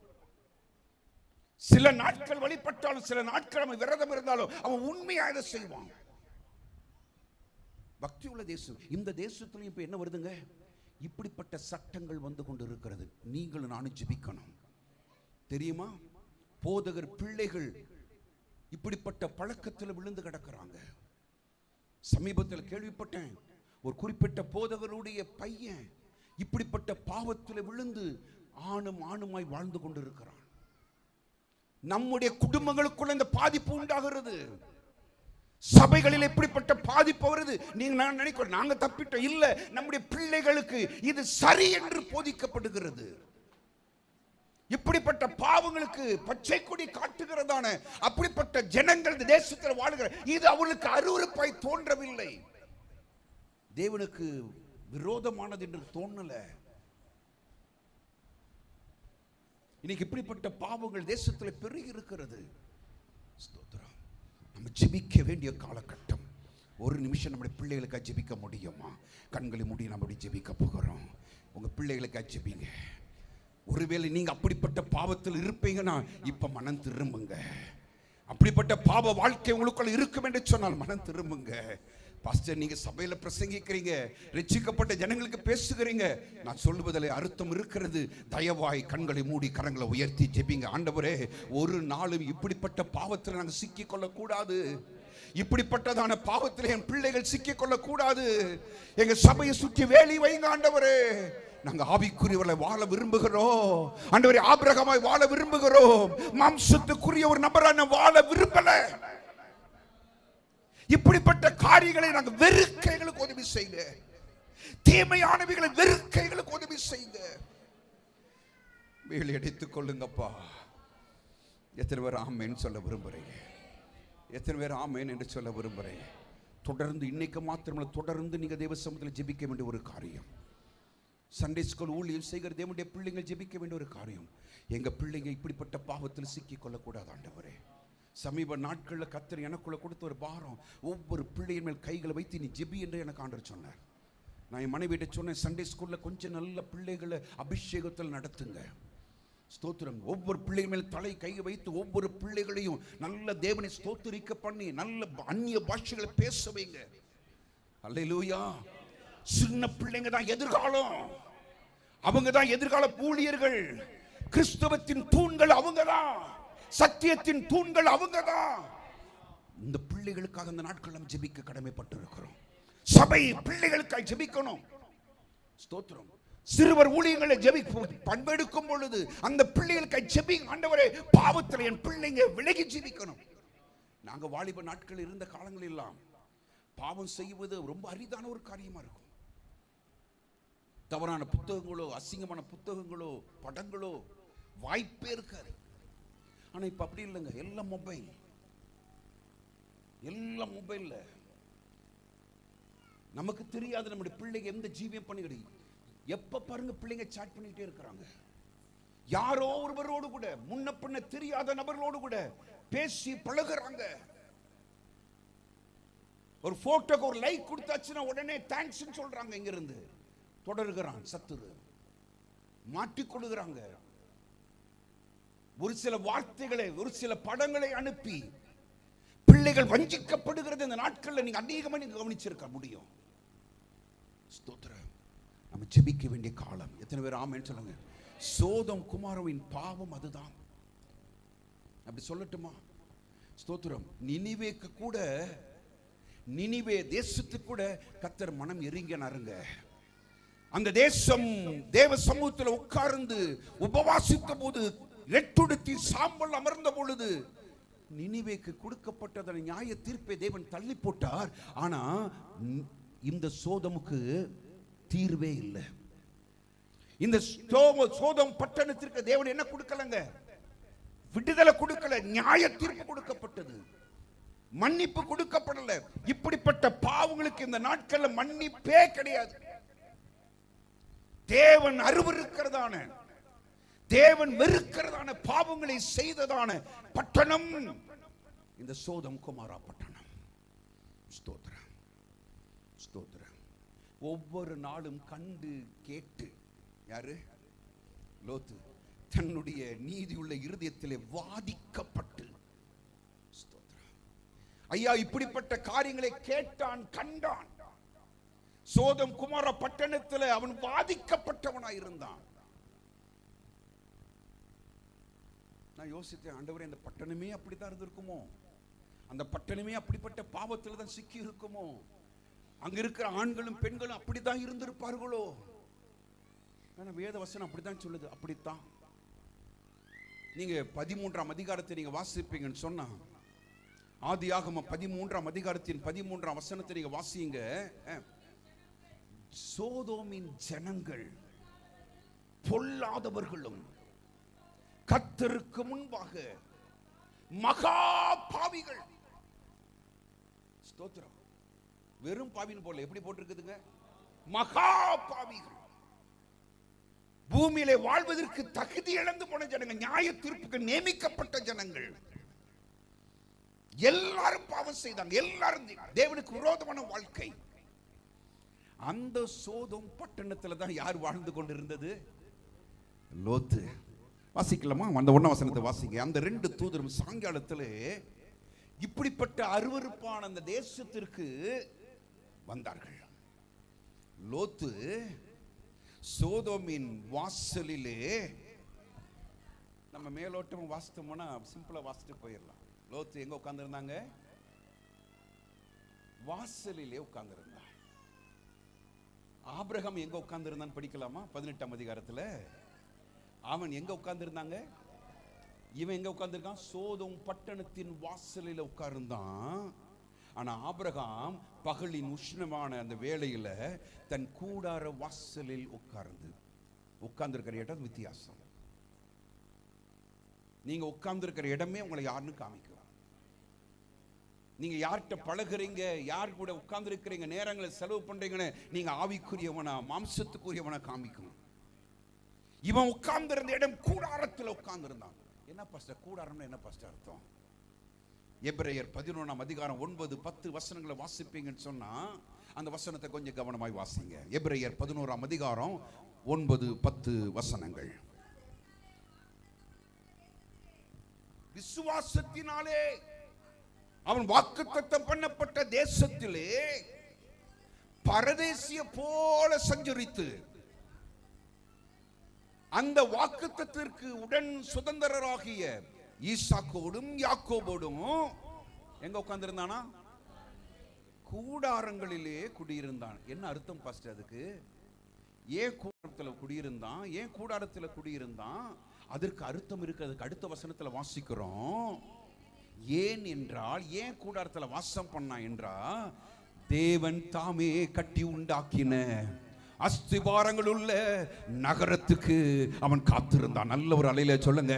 தேவன் தனக்கு வைத்திருக்கிற அந்த நித்திய சுதந்திரத்தை பற்றிய நம்பிக்கையை சாட்சியாக அறிவித்து கூடாரங்களிலே வாசித்தான். நல்ல ஒரு அலையில சொல்லக்கூடாதா? அவனுடைய சாட்சி என்ன தெரியுமா? இந்த பூமி அல்ல, எனக்கு ஒரு கைவேலை இல்லாத ஒரு கட்டடத்தை எனக்காக என் தேவன் உண்டு பண்ணி கொண்டிருக்கிறார். ஒரு அலையில தேவன் தாமே கட்டி உண்டாக்கின அஸ்திவாரம் உள்ள நகரத்திற்காக நம்ம உட்கார்ந்து இருக்கிற இடம் நம்ம சாட்சியை சொல்றோம். அல்லேலூயா, அல்லேலூயா. சோதோமின் வாசல்ல உட்கார்ந்து இருக்கான அது என்ன பாஸ்டர் சாட்சி? சோதோமின் வாசல்ல எல்லாரும் உட்கார மாட்டாங்க. ஒரு தேசத்தின் வாசல், ஒரு பட்டணத்தின் வாசல்ல உட்கார்ற நபர்கள் யாராதான் இருப்பாங்கன்னா அந்த தேசத்தின் அதிகாரிகளாய் இருப்பாங்க.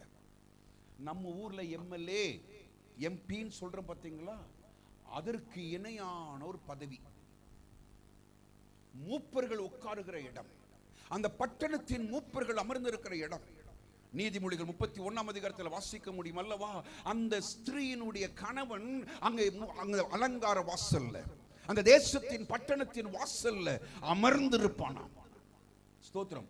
அவங்க என்ன அர்த்தம்? கனத்துக்குரிய ஒரு போஸ்ட். அந்த தேசத்தின் எம்எல்ஏ, அந்த பட்டணத்தின் எம்பி. இந்த எம்எல்ஏ எம்பி என்னங்க பண்றாங்க? நம்ம செலக்ட் பண்றோம்ல, 500 ரூபாய் வாங்கிட்டு ஓட்டு போடுறோம்ல, வாங்குறீங்களா யாராச்சும்? சாபம். வாங்கக்கூடாது. சில அன்னைக்கு நம்ம சபைகளையும் சில விசுவாசிகள் என்ன பண்றாங்க? காசு வாங்கிட்டு ஓட்டு போடுறாங்க. இங்கேயும் காசு, இங்கேயும் காசு. இல்லை, அது சாபம். நீங்க பணம் வாங்கி ஓட்டு போட்டீங்கன்னா அவன் செய்கிற எல்லா ஊழலுக்கும் நீங்க பங்கெடுக்கிறீங்க. அந்த தண்டனையில் நீங்க பங்கெடுக்கிறீங்கன்னு அர்த்தம். ஒரு நாளும் அப்படி செய்யக்கூடாது. சரி, இவங்களுடைய வேலை என்ன? எம்எல்ஏ தெரிந்தெடுக்கப்பட்டு அனுப்புறமே, அவங்க என்ன செய்யறாங்க? எம்எல்ஏ வேலை என்னங்க? சட்டசபை போகணும். என்ன செய்வாங்க? போய் சட்ட சபையில் உட்கார்ந்து என்ன பண்ணுவாங்க? சட்டங்களை உருவாக்குவாங்க. உருவாக்கப்பட்டதான சட்டங்களுக்கு பாதுகாப்பு கொடுப்பாங்க. தேசத்தில் ஏற்கனவே உருவாக்கப்பட்ட சட்டங்களுக்கு பாதுகாப்பு கொடுக்கிறது தான், அதை நிறைவேற்றுவது தான், அதற்கு பங்கு வராமல் பாதுகாப்பது தான் ஒரு எம்எல்ஏ எம்பியுடைய வேலை. தேசத்தில் இருக்கிறதா நம்முடைய அரசியல் அமைப்புக்கு பாதுகாப்பு வந்துவிடக் கூடாது. அதுக்கு ஏதாவது கேடான காரியங்கள் வரும் என்று சொன்னால் அந்த எம்எல்ஏ அந்த எம்பி அதற்காக போராடுவான். சோதம் குமார பட்டணத்தில் அங்கீகரிக்கப்பட்ட பாவம் என்ன தெரியுமா? சோதம் குமார பாவம் அந்த தேசத்தில், அந்த பட்டணத்தில் காணப்பட்ட பாதுகாக்கப்பட்ட தேசத்தின் ஜனங்களுடைய உரிமை என்ன தெரியுமா? எந்த ஆணும் கூட வாழலாம். இப்ப இவன் பட்டணத்தின் வாசல்ல உட்கார்ந்திருக்க, என்ன அர்த்தம் தெரியுமா? அந்த பாவத்திற்கு இவன் பாதுகாப்பு கொடுக்கிறான் என்ற அர்த்தம். அருவருப்பு. இந்த மாம்ச கிறிஸ்தவர்கள் என்ன செய்வாங்க? அவன் பாவம் செய்ய மாட்டான், தன்னுடைய நீதி உள்ள இருதயத்தில் வாதிக்கப்படுவான். ஆனா அப்படிப்பட்ட பாவம் செய்கிறவனுக்கு எல்லா அனுகூலமான காரியங்களும் செய்வான். சபையில் இன்னைக்கு இப்படிப்பட்டதான அருவருப்புகள் நடக்கிறது. இன்னைக்கு சபையில 2 பேர் லவ் பண்ணாங்கன்னா அதற்கு முழு துணை செய்கிறது யாரு தெரியுமா? சபை விசுவாசிங்க. பாஸ்டர், இதெல்லாம் உங்களுக்கு எப்படி தெரியும்? பாஸ்டர், தெரியும். ஏன்ட்ட ஒரு ஆள் வந்துச்சுல, அப்படி இந்த பொண்ணு உன்னை லவ் பண்றாளாம். நான் வாலிப நாட்கள்ல இருந்த பொழுது. எந்த சபை பாஸ்டர்? பெயர் கிறிஸ்தவ சபை இல்லைங்க, ஐபிசி சபை தான். அது பெந்தேகோஸ்தே சபை தான். அந்த சபையில இருந்ததான ஒரு நபர் என்கிட்ட வந்து பேசுறாங்க. ஆனா கர்த்தர் எனக்கு ஞானத்தை கொடுத்ததுனால நான் தப்பினேன். அதுல இருந்து கர்த்தர் என்னை எச்சரித்ததுனால இருந்து தப்பி வருவதற்கு ஏங்க கவனிங்க, சிலர் வேலையே இதுதான். தவறான காரியங்களுக்கு பாதுகாப்பு கொடுங்க. சரி அப்பா மட்டும் சொல்ல மாட்டேன், சரி பாஸ்டுக்கு நான் தெரிவிக்க மாட்டேன். உட்காந்து கதை கேட்கறது. என்ன நடந்துச்சு? எங்க போனீங்க? ஊர் சுத்தினீங்களா? நடக்குது. அதெல்லாம் நடக்குது. சபைகள் இப்படிப்பட்ட அருவருப்பான காரியங்கள் நடக்குது. லோத்து இப்படிப்பட்ட அருவருப்பான காரியங்களுக்கு பாதுகாப்பு கொடுத்தான். பாவத்தை தடுத்து நிறுத்த வேண்டியதான நீதிமான் பாவத்திற்கு விரோதமாய் கொக்கரிக்க வேண்டியதான, சத்தத்தை உயர்த்த வேண்டியதான இந்த லோத்து பாவத்துக்கு பச்சை கொடி காட்டிட்டு உட்கார்ந்து இருக்கிறாங்க. அருவருப்பு. மாம்ச கிறிஸ்தவர்கள் எல்லா மாம்சத்தின் காரியங்களுக்கும் அவங்க அனுகூலமாவே இருப்பாங்க. ஆனா ஆவிக்குரியவன் அப்படி அல்ல. பாவத்தின் பக்கமே திரும்ப மாட்டான். ஒரு அலையில சொல்லுங்க, நல்ல சத்தம் ஒரு அலையில சொல்லுங்க. அவன் தேவனோடு ஐக்கியப்படுவான், தேவனோடு நேரத்தை செலவு பண்ணுவான், தேவ சமுத்திரம் நின்று கொண்டே இருப்பான். ஒரு அலையில சொல்லுங்க, நல்ல சத்தம் ஒரு அலையில சொல்லுங்க. இந்த சபை எப்படி இருக்குன்னு தெரியுமா? சத்தியத்துக்கு தூணா இந்த சபை மாறணும். இந்த சபையில ஒவ்வொரு விசுவாசியும் சத்தியத்திற்கு தூணாய் மாறணும். அல்லேலூயா. ஒரு நாளும் பாவத்திற்கு கொடைபிடிக்காதீங்க பிரதர் சிஸ்டர். பாவமான காரியங்களுக்கு உடன்படாதீங்க. அல்லேலூயா. பாவத்திற்கு எதிர்த்து நில்லுங்க, போராடுங்க.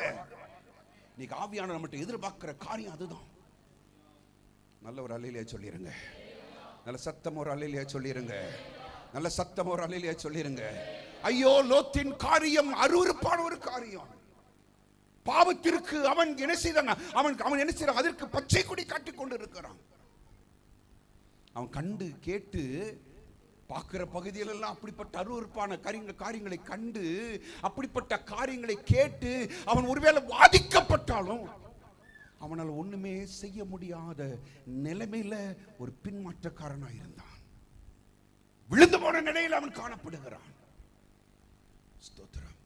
ஆனா அங்க ஆபிரகாம் எங்க உட்கார்ந்திருக்காங்க? நல்ல ஒரு அலையில சொல்லுங்க. அவன் தேவன் தாமே கட்டி உருவாக்குகிறதான அந்த அஸ்திபாரம் உள்ள நகரத்திற்கு அவன் காத்து நிற்கிறான். ஒரு அலையில சொல்லுங்க. அவன் சொல்றான், ஆண்டவரே எனக்கு நீங்க போதும் ஆண்டவரே, நீங்க போதும் ஆண்டவரே. இந்த தேசத்துல நான் ஒரு அந்நியனும் பரதேசியமா இருக்கிறேன். அவன் நினைச்சிருந்தா ஒருவேளை சோதமுக்குள்ள போயிருக்கலாங்க. ஆனா அவன் அதை விரும்பல. தேவனுக்காக தனித்து வாழ விரும்பினான். ஒரு அலையில சொல்லுங்க. இந்த உலகம் அவனை வெறுத்தாலும் ஒதுக்கி வைத்தாலும் அவன் தேவனுக்காக வாழுகிறவன். நல்ல ஒரு அலையில சொல்லுங்க. ஒருவேளை இந்த உலகம் உங்களை பரியாசம் பண்ணலாம். நீங்க பாவம் செய்யாத நிமித்தமாக உலகம் உங்களை பகைக்க கூட செய்யலாம். ஆனா ஒண்ணு புரிந்து கொள்ளுங்க, நீங்களும் நானும் அவருக்காய் வாழ்ந்து கொண்டிருக்கிறோம். அலையில சொல்லுங்க. அப்படி வருகைக்காய் காத்து கொண்டிருக்கிறோம். எப்பொழுது வருவீர் ஆண்டவரே? உம்முடைய சமுத்திரம் வரத்தக்கதாய் ஆயத்தப்பட்டு கொண்டிருக்கிற ஜனம் ஆவிக்குரிய ஜனம். நல்ல ஒரு அலையில சொல்லுங்க. அவங்க நேரமெல்லாம் பாடல் தான், நேரமெல்லாம் தேவனை ஆராதிப்பது தான், நேரமெல்லாம் மற்ற ஜனங்களுக்காய் ஜெபிப்பது தான், சிறைப்பட்டவர்களை விடுதலையாக்குவது தான் அவங்களுடைய வேலையே. நல்ல ஒரு அலையில சொல்லுங்க. ஜனங்களை எனக்கு தாங்க ஆண்டவரே என்று சொல்லி கதறுகிறவன் தான் ஆவிக்குரியவன். நல்ல ஒரு அலையில சொல்லிருங்க. இந்த நாட்களை நமக்கு இப்படிப்பட்ட ஒரு பாரத்தை கத்த நமக்கு தரணும். ஆண்டவரே உமக்காய் நான் நிற்கணும் ஆண்டவரே, உமக்காய் நிற்கணும் ஆண்டவரே. சிலுவையிலே நீங்க சிந்தின ரத்தத்திற்கு ஆண்டவரே ஸ்தோத்திரம். ஆத்துமாக்களை எனக்கு தாங்க ஆண்டவரே, ஆத்துமாக்களை தாங்க என்று கதறக்கூடியதான கிருபையை இன்னைக்கு சபை பெற்றுக் கொள்ளட்டும். ஆமேன் சொல்லுங்க. நல்ல சத்தமா ஆமேன் சொல்லுங்க. நல்ல ஒரு அலையிலே சொல்லுங்க. நல்ல சத்தம் ஒரு அலையிலே சொல்லுங்க. கூடாரர் வாசல்ல உட்கார்ந்து கண்களை ஏறெடுத்து ஜெபித்து கொண்டே இருக்கிறான் ஒரு மனுஷன், ஆபிரகாம். இவன் சோதம் வாசல்ல உட்கார்ந்து கொண்டு தன்னுடைய இருதயத்தில் வாதிக்கப்பட்டு கொண்டிருக்க. கவனிங்க, நீங்க வாதிக்கப்பட விரும்புறீங்களா? தேவனோடு சந்தோஷப்பட விரும்புறீங்களா? சோதரன், நீ ஆபிரகாமா இருக்க விரும்புகிறாயா? லோத்தை போல வாதிக்கப்பட விரும்புகிறாயா? ஆண்டவரே இன்னைக்கு என் வாழ்க்கை ஆபிரகாமை போல மாறட்டும். எத்தனை பேர் ஆமேன்னு சொல்ல விரும்புறீங்க? எத்தனை பேர் ஆமேன்னு சொல்ல விரும்புறீங்க? எத்தனை பேர் ஆமேன்னு சொல்ல விரும்புறீங்க? அல்லேலூயா. அந்த 1ஆம் வசனத்துடைய கடைசி பகுதியில் வாசிக்கிறோம். லோத்து அவர்களை எழுந்து, அந்த 2ஆம் வசனத்துடைய 1ஆம் வசனத்தினுடைய 2வது வாசிங்க. அந்த 2 தூதரும் சாயங்காலத்தில் சோதமுக்கு வந்தாங்க. லோத்து சோதமின் வாசல் உட்கார்ந்து இருந்தான். அவர்களை கண்டு லோத்து எழுந்து எதிர்கொண்டு தரை மட்டும் குனிந்து. நான் யாரோட ஒப்பிட விரும்புகிறேன்? யாரோட ஒப்பிட விரும்புகிறேன்? ஆபிரகாம் என்ன செஞ்சான்னு பார்க்கலாமா? பாருங்க பார்ப்போம். தன் கண்களை ஏறெடுத்து பார்க்க 2ஆம் வசனம் 18:2 தன் கண்களை ஏறெடுத்து பார்க்கும்போது இதோ 3 புருஷர் அவனுக்கு எதிரே நின்றாங்க. அவர்களை கண்ட உடனே அவன் கூடார வாசலில் இருந்து அவர்களுக்கு எதிர்கொண்டு ஓடி. என்ன வார்த்தை மிஸ்ஸுங்க? ஆபிரகாம் என்ன செய்யறாங்க? நான் சொன்னேன் இன்னைக்கு காலையில் உங்களுக்கு. அவன் 100 வயது, ஏறக்குறைய 99 வயது. இந்த 99 வயதுல அங்கே அவன் சென்ஸ் பண்றான். தனக்கு முன்பாக நிற்கிற புருஷர்களை யார் என்று இனம் கண்டு கொள்ளுகிறான். கண்டு கொண்டு அவன் என்ன செய்யறான்? ஓடுகிறான். ஆவிக்குரிய காரியத்திற்கு வேகத்தை காமிக்கிறான். ஜெபத்திற்கு வேகத்தை காண்பிக்கிறான். தேவனுக்கு பணிவிடை செய்வதில், ஊழியம் செய்வதற்கு தன்னுடைய வேகத்தை காண்பிக்கிறான். வயது அவனுக்கு தடையா இருக்கல. ஒருவேளை அவன் மனைவி பக்கத்தில் இருந்தா, ஓடாத, இருதயம் நின்னுரும். என்ன வயசு என்னாச்சு? இப்ப 99 வயசு கிழமை ஓடுனா என்ன சொல்லுவாங்க? அதான், யோ வேகமா ஓடாதியா, நின்னுற போது எல்லாம். ஸ்தோத்திரம். ஆனா என்ன செய்யறாங்க? அவன் நல்ல ஒரு அலையில சொல்லுங்க. பக்கத்தில் கை வச்சிருங்க. ஆவிக்குரிய காரியத்துக்கு ஓடணும்னு சொல்லுங்க. நல்ல ஒரு அலையில சொல்லுங்க. அல்லேலூயா. தேவனுக்கு அடுத்த காரியங்களுக்கு நம்ம ஓடணும். அல்லேலூயா. ஊழியங்களுக்கு ஓடணும். ஜெபம்னா ஓடணும் விசுவாசி. அல்லேலூயா. வயதை காரணம் காமிக்காதீங்க. பலவீனத்தை காரணம் காமிக்காதீங்க. பாஸ்டர் எனக்கு சுகர், எனக்கு பிபி, எனக்கு ரொம்ப கொழுப்பு ஏறி போச்சு சொல்லாது. கொலஸ்ட்ரால் தப்பா புரிஞ்சுக்கிறாரு. இதெல்லாம் எனக்கு இருக்குது.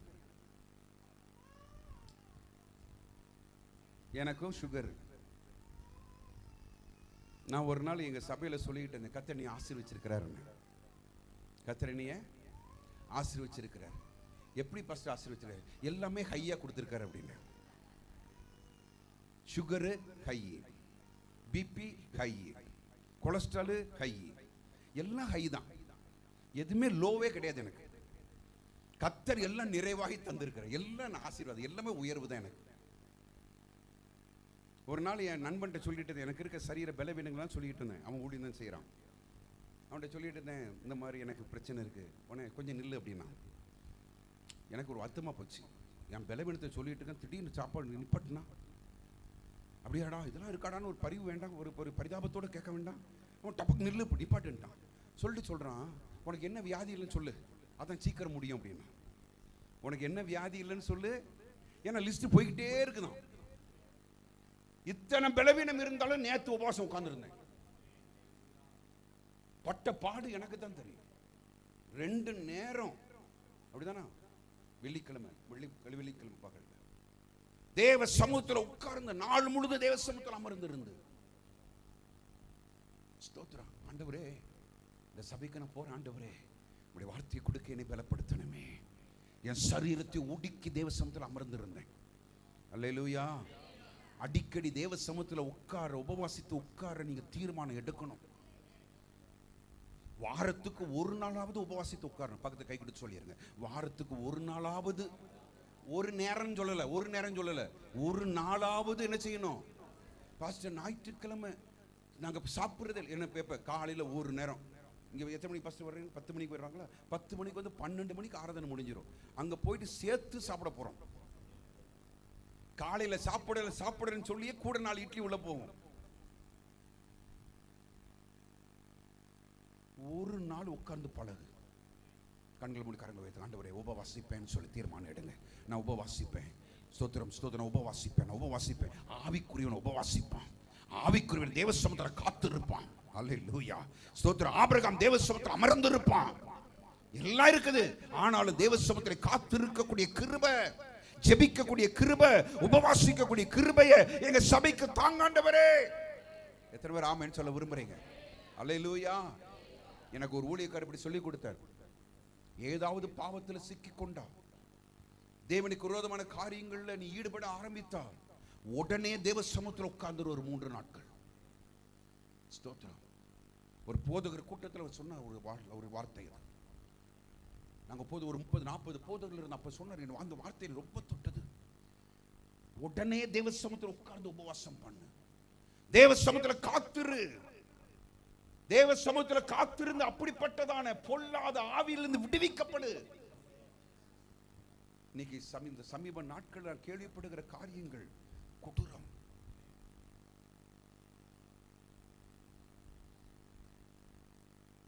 ஒரு ஊழியக்காரர் சொன்னார், இப்படி போக்சோ சட்டத்தில் ஒரு ஊழியக்காரனை கைது பண்ணி வைத்திருக்கிறாங்க. கேட்கும் போது உயிர் போயிட்டு எனக்கு. 18 வயதுக்கு கீழான ஒரு பிள்ளையோடு கூட தொடர்பு ஏற்பட்டு அந்த பாவத்தில் சிக்கி இன்னைக்கு ஜெயில வச்சிருக்கிற ஊழியக்காரர் சொல்லும் பொழுது எனக்கு ரொம்ப கஷ்டமா இருந்தது.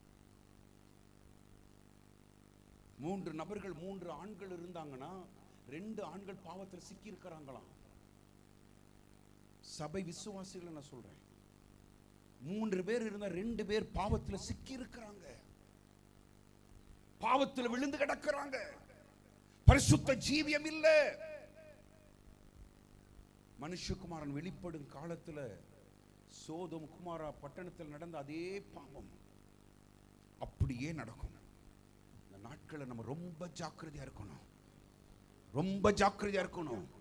தேவ சமூகத்தில் ஜெபிப்பதற்கு நேரத்தை ஒதுக்கணும். தேவ சமூகத்தில் அமர்ந்திருந்து காத்திருந்து உபவாசித்து போராடி கிருபையை பெற்றுக் கொள்வதற்கு தேவ சமூகத்தில் அமர்ந்திருக்க சபை தன்னை ஒப்புக் கொடுக்கணும். அல்லேலூயா, அல்லேலூயா.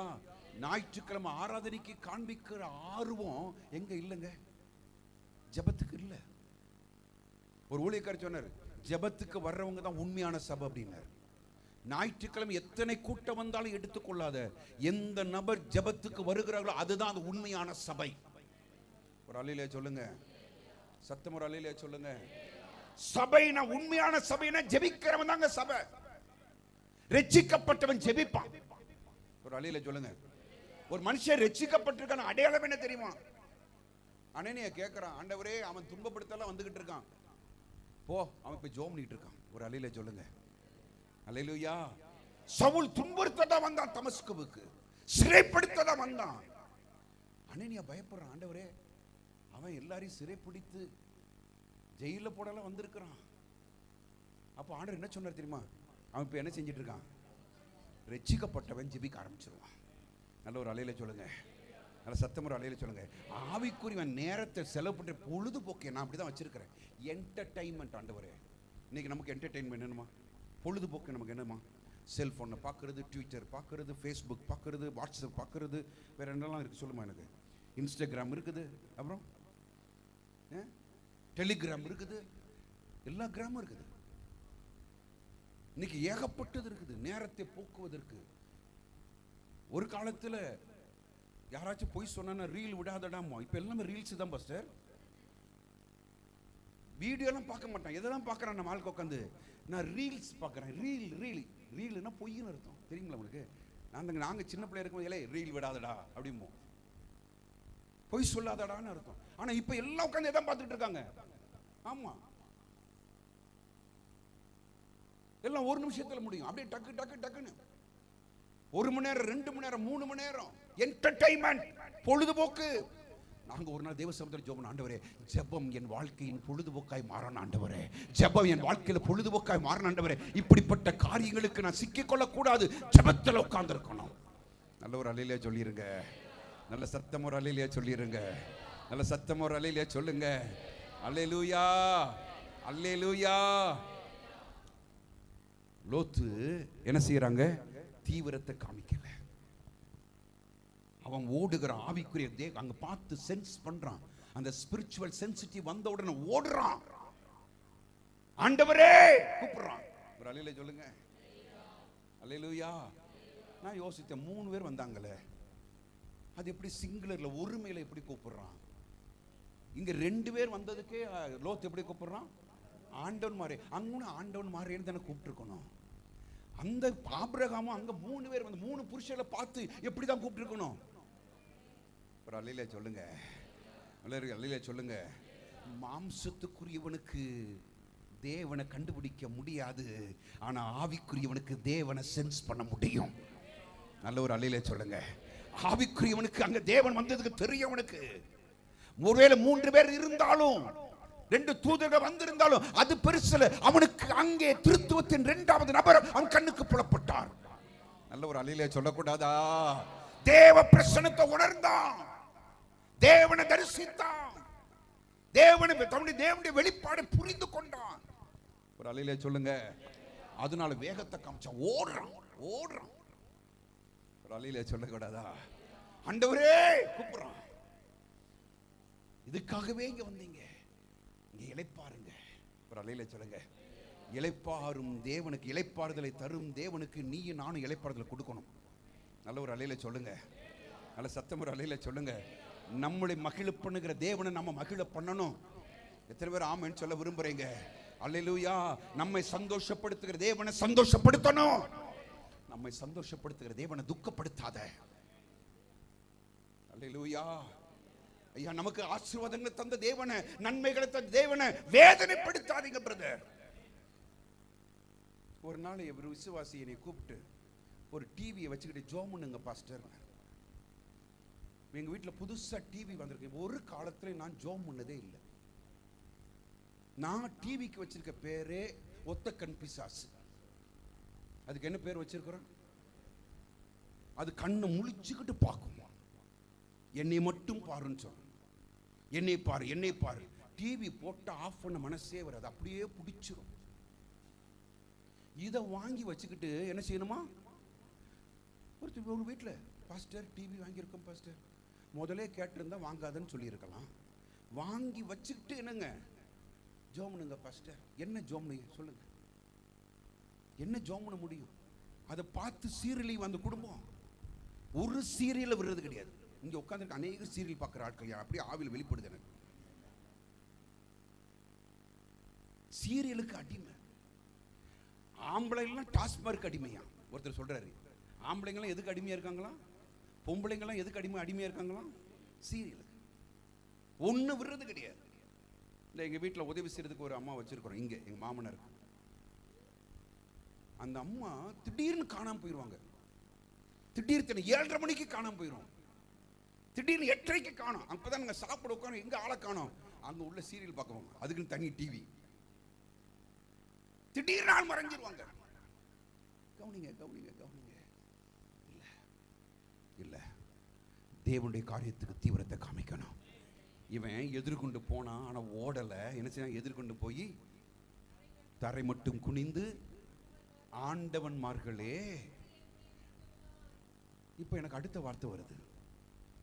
அவன் கூடாரவாசி, இவன் வீடை கட்டியிருக்க. இவன் உலகம்தான் வாழ்க்கை நினைக்கிறவன், உலகம்தான் சதம் நினைக்கிறவன்.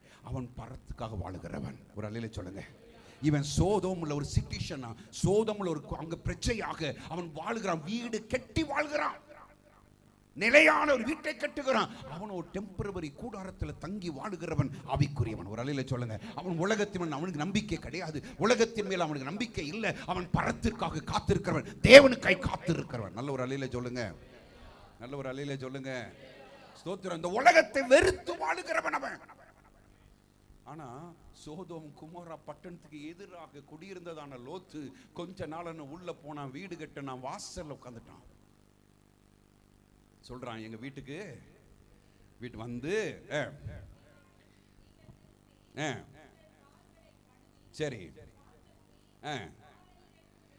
காலையில் எழுந்து என்ன செய்யுங்க போன்றான். அதற்கு அவங்க என்ன சொன்னாங்களாம்?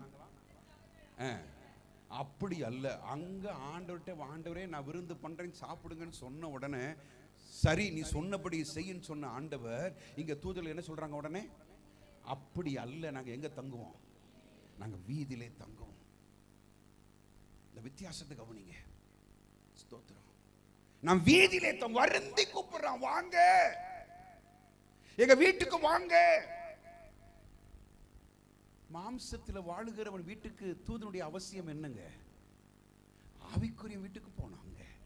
அங்கே தரிசனம், அங்கே அந்த வசனத்தை வாசிக்கும் தரிசனமானார். இங்க அப்படி பார்த்த வார்த்தையே கொடுக்கப்படல. 19 ஆபிரகாமுக்கு தரிசனம். தரிசனம் என்ன சொல்லி கொடுத்தவங்களுக்கு? நான் தரிசனம் என்ன சொல்லி கொடுத்தவங்களுக்கு? நான் தன்னை வெளிப்படுத்தி அவன் தேவைகளை சந்திக்கிறவர்.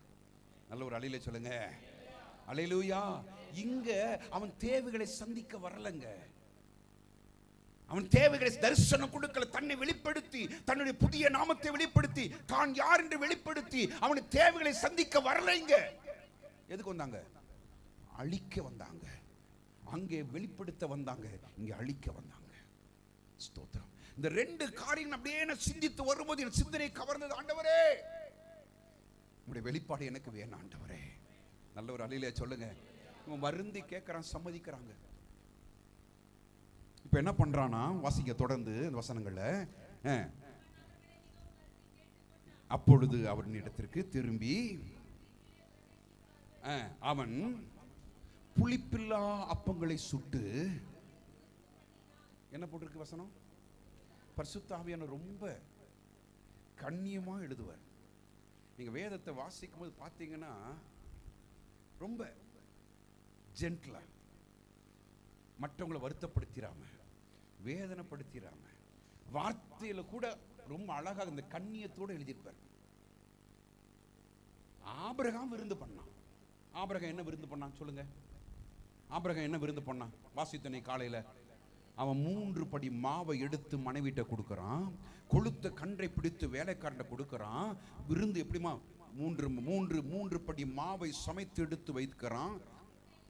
அப்புறம் என்ன பண்றாங்க? கொளுத்த கன்றை கொண்டு வருகிறான். அப்புறம் வெண்ணெயையும் பாலையும் சமைத்த கன்றையும் கொண்டு வந்து யாருக்கு வைக்கிறான்? இதுக்கு பேர் விருந்து. இதுக்கு பேர் விருந்து. இவன் என்ன பண்றானா? இவன் என்ன பண்றாங்க?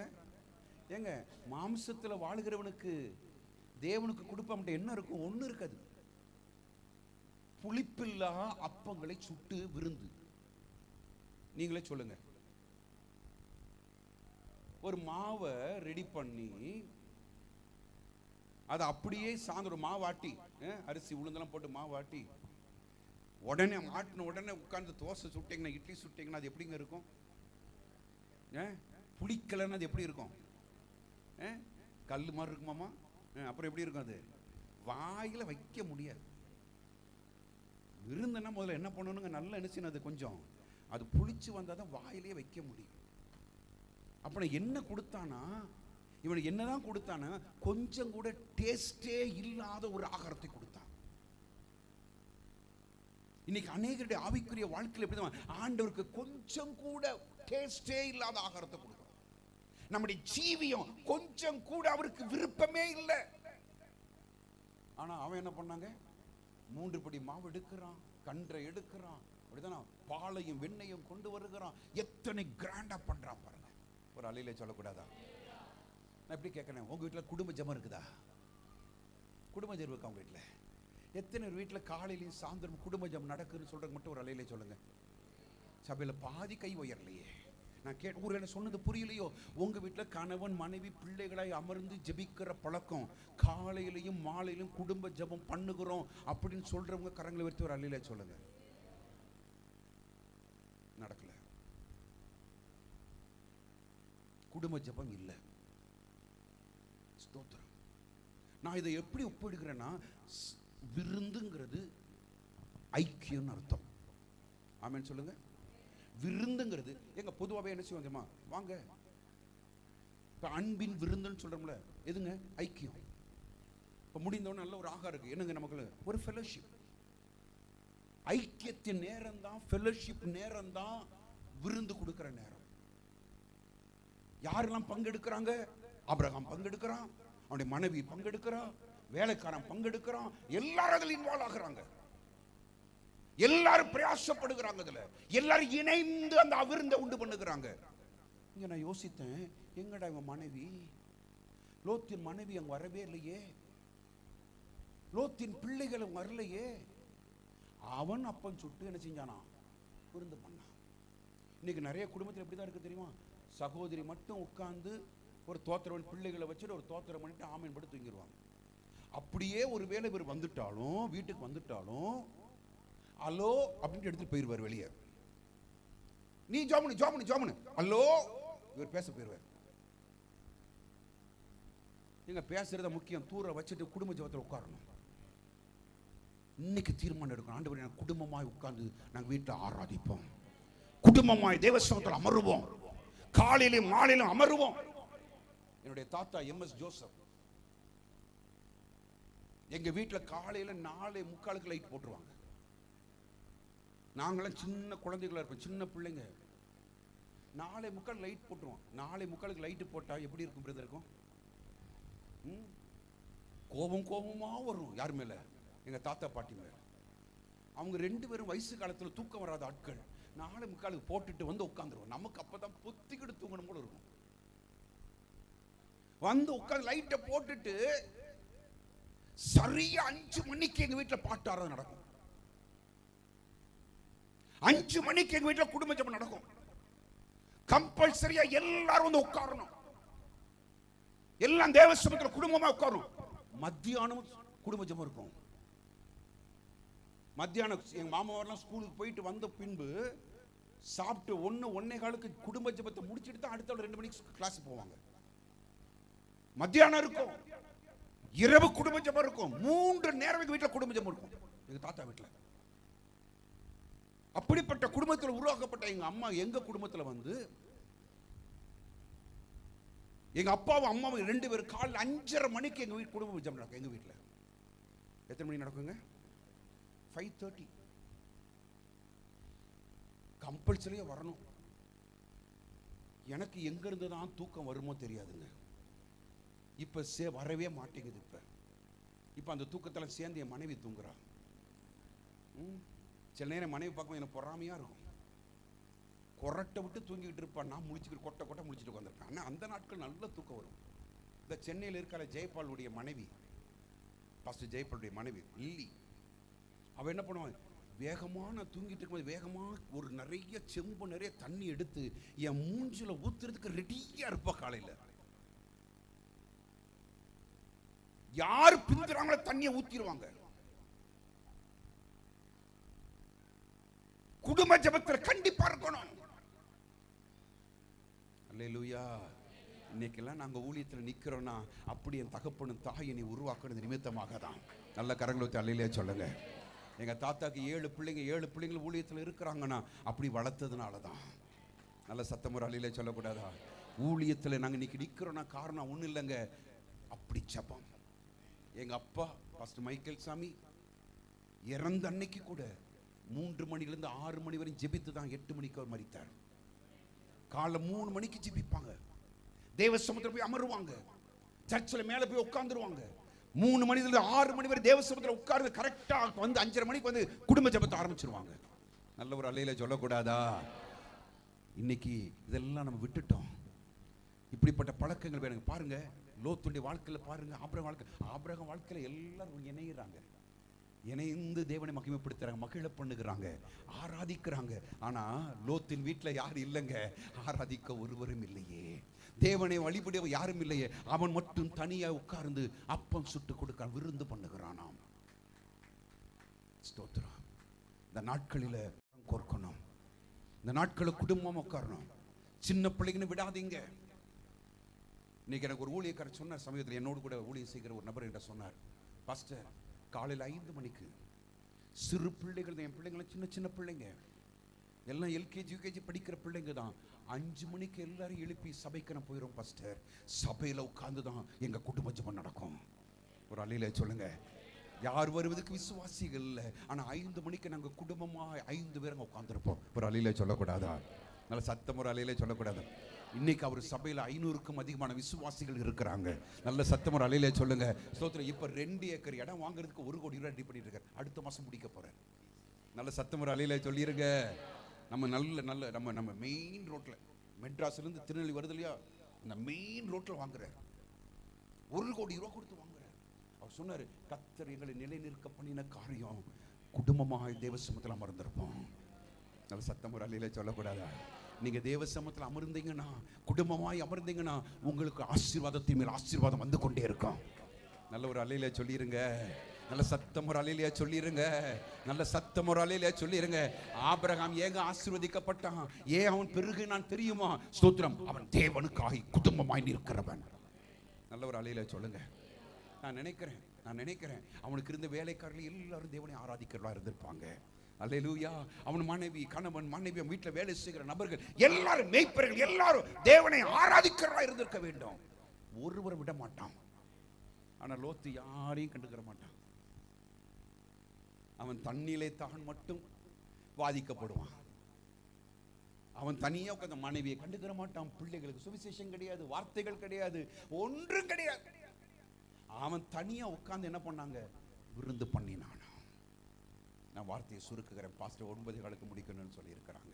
இன்னும் 5 நிமிடம் இருக்கிறது. என்னை அதிகமாக தொட்ட ஒரு காரியம், அதுக்கு அடுத்த வசனம் 4ஆம் வசனத்தை வாசிங்க, நான் முடிச்சிடறேன். அப்படியே எனக்கு ரொம்ப வருத்தம் இந்த வார்த்தை. அவர்கள் படுக்கும் முன்னே, சரி, தூதர்கள், தேவன் வந்தாரு, ஆபிரகாம்கிட்ட விசாரிக்கிறாரு. ஆபிரகாம்கிட்ட என்ன செய்யறாரு? உன் மனைவி எங்க, உன் சாராள் எங்க இருக்கிறா, நான் சொன்னபடி உற்பத்தி காலத்திட்டத்தில் உனக்கு ஒரு குழந்தைய நான் தருவேன். அங்க அளவில் அவர் பேசிட்டு அந்த ஃபெல்லோஷிப் டைம்ல பேசுறார், விசாரிக்கிறார். உன் மனைவி எப்படி இருக்கிறா, உன் சரீர பலவீனத்தை பார்க்காத, உன் குறைவுகளை பார்க்காத, ஒரு உற்பவ கால திட்டத்தில் நான் மீண்டும் வருவேன், அப்போ ஒரு குழந்தையை அணைத்துக் கொண்டிருப்பா. ஆனா லோத்து வீட்டில் பேசவே இல்லை. அங்க பேசுகிறார், விசாரிக்கிறார். ஆவிக்குரியவனை கர்த்தர் விசாரிப்பார். தேவனுக்காய் நீ வைராக்கியம் காண்பித்தனா, அவருக்காய் முன்னணியில் நிப்பீங்கன்னா உங்கள் ஒவ்வொருவரையும் விசாரிப்பார். ஆனா தேவனுக்கென்று வைராக்கியம் காண்பிக்காத லோத்து வீட்டில் விசாரிக்கவே. உன் மனைவி எங்கன்னு கேட்கல, உன் பிள்ளைகள் எங்கன்னு கேட்கல, ஒன்று விசாரிக்கல, எல்லாம் படுக்க போயிட்டாங்க. ஆண்டவரே, நீர் என்னை விசாரிக்கிறவனாக இருக்கணுமே.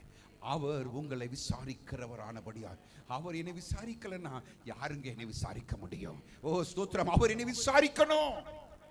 அல்லேலூயா. லோத்தை விசாரிக்கல ஒருவரும், லோத்தின் குடும்பத்தை விசாரிக்கல தூதர்கள். நடந்த சம்பவம் தெரிகிறது. எல்லாரும் வந்துட்டாங்க. கிழவர் முதல் என்ன செஞ்சிட்டாங்களா, வாலிபர் முதல் கிழவர் மட்டுமுள்ள ஜனங்கள் அனைவரும் வந்துட்டாங்க. உன்னிடத்தில் வந்தவங்களை வெளியே கொண்டு வா, நாங்க அவங்களை அறியணும். போய் பேசுறோம். தான் போய் பேசுகிறான் லோத்து. எனக்கு 2 கன்னி பெண்கள் இருக்கிறாங்க, திருமணமாகாத பெண்கள் இருக்கிறாங்க, அவர்களை தருகிறேன், இவங்களை விட்டுரு.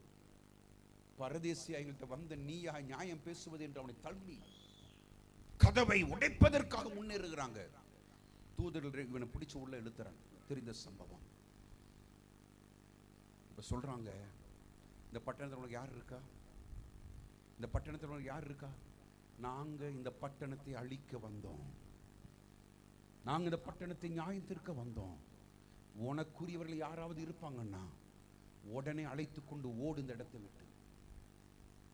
இந்த வார்த்தையை கேட்ட உடனே, இந்த சத்திய வார்த்தையை கேட்ட உடனே, தூதருக்கு சொன்ன வார்த்தையை கேட்ட உடனே ஓடுகிறான் லோத்து. நான் நினைக்கிறேன் ஒவ்வொரு மேய்ப்பர் வீட்டுக்காக போயிருப்பான், ஒவ்வொரு வீட்டுக்காக போய் சொல்லியிருப்பான், பட்டணத்தை தேவன் அழிக்க போகிறார், நீங்கள் நானும் வாழுகிற இந்த பட்டணம் அழிக்கப்பட போகிறது, ஐயோ வருகை வரப்போகிறது, நீங்கள் நானும் கைவிடப்படக்கூடாது, அப்படி வருகையிலே காணப்பட வேண்டும் என்று வீடு வீடாய் சொல்லுகிறான். வசனம் சொல்லுது, அது அவர்களுக்கு எப்படி இருந்ததாம்? அவங்களுக்கு எப்படி இருந்துச்சுங்க? ஐயோ, சத்தியம் அவர்களுக்கு பரியாசமாய் தோன்றினது.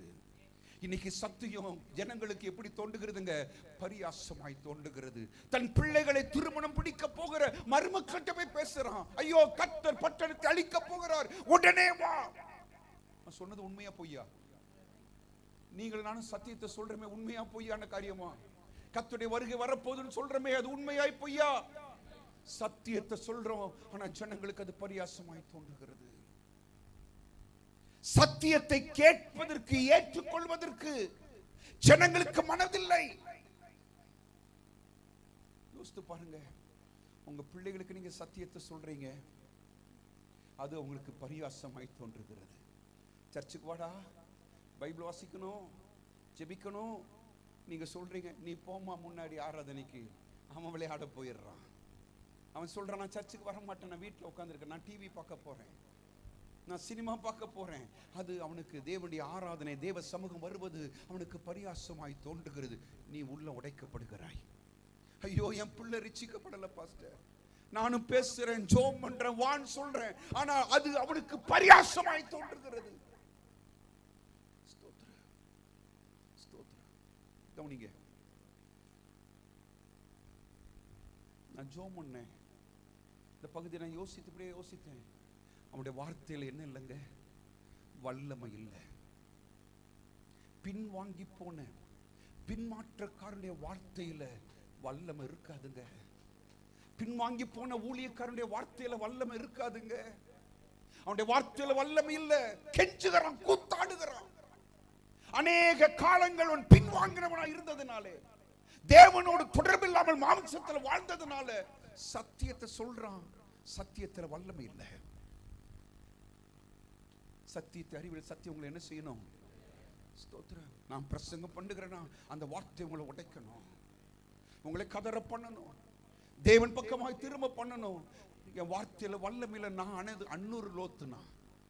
என் வார்த்தையில வல்லமை இல்லை, நான் சபை ஊழியக்காரன் பேசும்போது ஜனங்கள் கன்வின்ஸ் ஆகலனா, ஒப்பு கொடுக்கலனா, என் வார்த்தையில வல்லமை இல்லைன்னு அர்த்தம். நான் யோசித்தேன், லோத்தை யோசித்தேன். அவன் கெஞ்சுகிறான், கூத்தாடுகிறான்.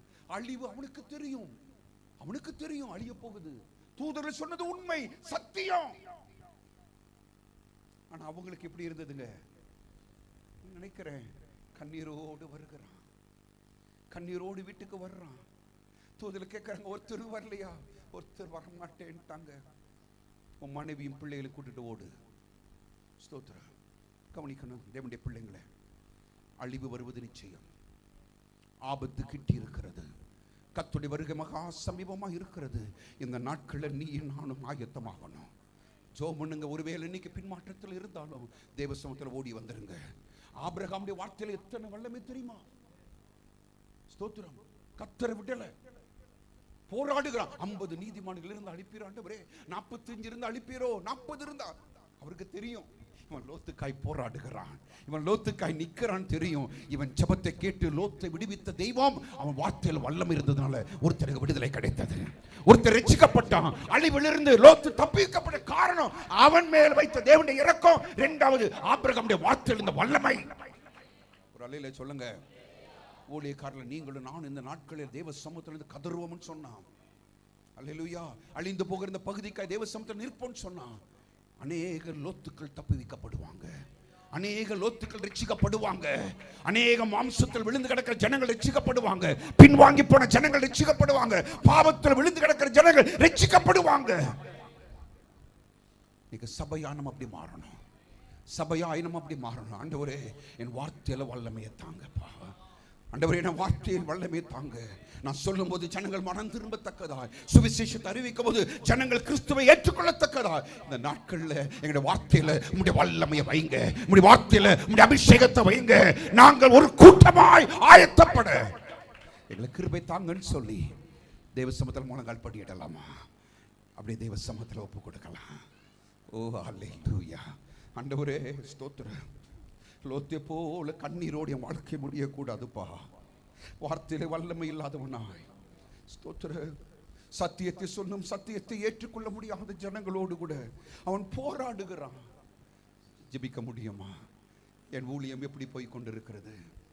நீங்கள் நான் எப்படிப்பட்ட ஒரு வாழ்க்கை வாழ்ந்து கொண்டிருக்கிறோம்? ஓ தேங்க்யூ ஜீசஸ். எல்லாம் நேர்முழங்கள் நின்று கொள்ளுங்க. ஆபிரகாம் தீவிரமாய் ஓடினான். நம்ம வேகத்தை காமிக்கணும். முழங்கால் படியிடுங்கன்னா நேர் முழங்கால் நிற்கணும். வயதில் மூத்தவங்க முடிந்தால் எழுந்து நின்று கொள்ள வேண்டும். யாரும் அமர்ந்திருக்க கூட. முடிந்தால் முழங்கால் படியிடுங்க, இல்லாட்டி எழுந்து நின்று கொள்ளுங்க. எல்லாரும் கர்த்தரை துதிக்க ஆரம்பிக்கணும். உங்க வாய்களை திறந்து கர்த்தரை ஸ்தோத்திரம் பண்ண ஆரம்பிங்க. ஸ்தோத்திரம். அல்லேலூயா, அல்லேலூயா, அல்லேலூயா. நான் ஒரு ஆபிரகாமாய் மாறின ஆண்டவரே, நான் ஒரு விழுந்து போன ஒரு மாம்சத்துக்குரிய இருக்கக்கூடாது. ஒரு ஆவிக்குரியவனாய், ஆவிக்குரிய சபையாய் இந்த நாட்களில் சபையை மாற்றுங்க. கேட்ட நல்ல வார்த்தைகளுக்காய் கர்த்தரை ஸ்தோத்திரிப்போமா.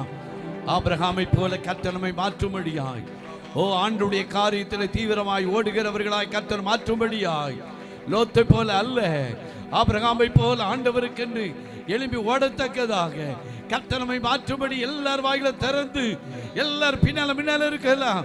நல்ல கர்த்தரை ஸ்தோத்திரிப்போமா. ஆண்டவரே அல்லேலூயா, அல்லேலூயா. ஓ நம்முடைய வாழ்க்கையில லோத்தை போல இராதபடிக்கு ஆபிரகாமை போல கர்த்தரை மாற்றும்படியாய், கர்த்தருடைய காரியத்தில் அவன் தீவிரமாய் இருந்ததினால கர்த்தர் அவனை சீமானாய் மாற்றினார். அல்லேலூயா, அல்லேலூயா, அல்லேலூயா. ரபலதரகதரபா ரிகலதரமனது கந்தராதிகவலவா ரிகலதரவ உரிவிக்கவலவ உரவலவ. எல்லாரும் நல்ல வாய்களை திறந்து கர்த்தரை துதிப்பார். ஆவியானவர் ராத்திரி வேளையிலே நம்ம வித்தியாசமுள்ள ஜனங்களாய் மாற, வேறுபட்ட ஜனங்களாய் மாற, கர்த்தருக்கென்று எழும்புகிறவர்களாய், கர்த்தருக்கென்று தரிசனம் பெற்ற ஆபிரகாமை போல மாற்றத்தக்கதாக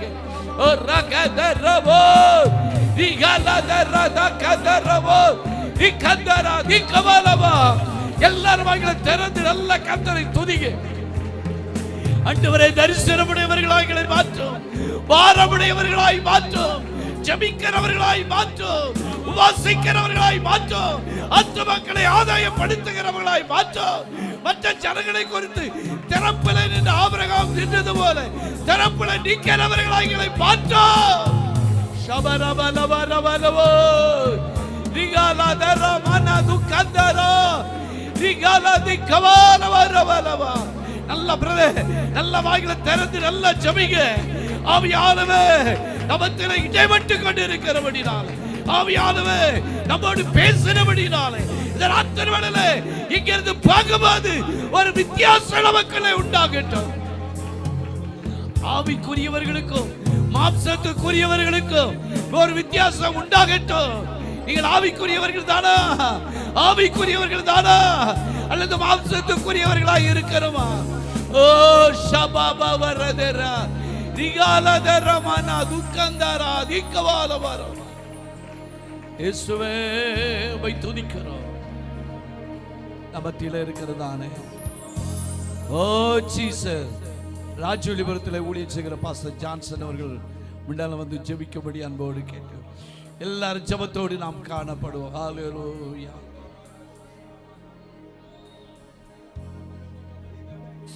எங்களை அதிகமாக நேசிக்கிற எங்கள் பரலோக தகப்பனே, இந்த நாட்களிலும் தந்த ஜெபங்களுக்காக ஸ்தோத்திரம். பலத்தினாலும் அல்ல, பராக்கிரமத்தினாலும் அல்ல, கர்த்தருடைய ஆவினால் ஆகும் என்று சொல்லப்பட்ட சகரியா 4 அருமடி ஆவியான இந்த நேரத்திலும் அப்பா எங்களுக்கு தேவையான ஜனங்களுக்கு தேவையான வார்த்தைகளின் தந்த கிருபைக்காக ஸ்தோத்திரம்.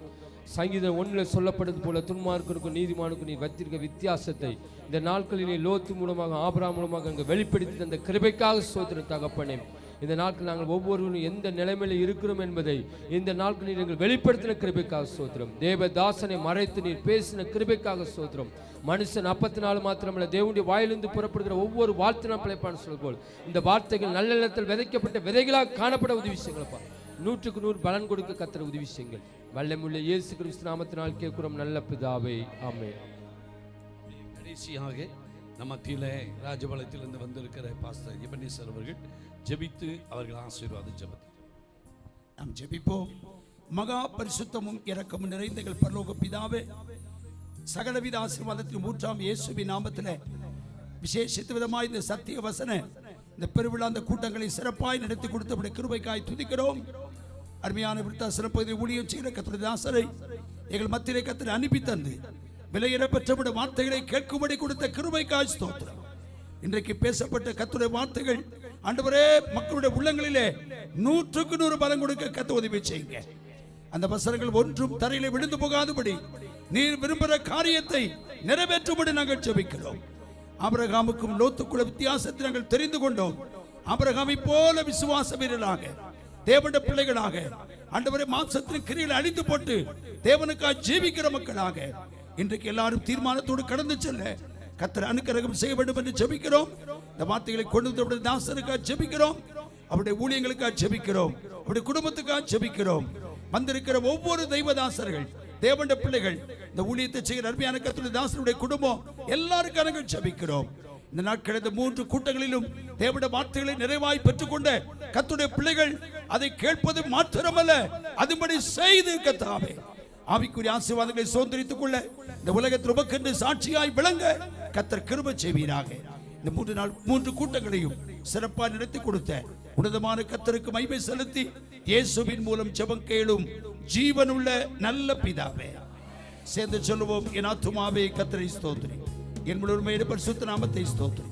என் ஆத்துமாவே கர்த்தரை ஸ்தோத்திரி. கர்த்தர் செய்த சகல உபகாரங்களையும் மறவாதே.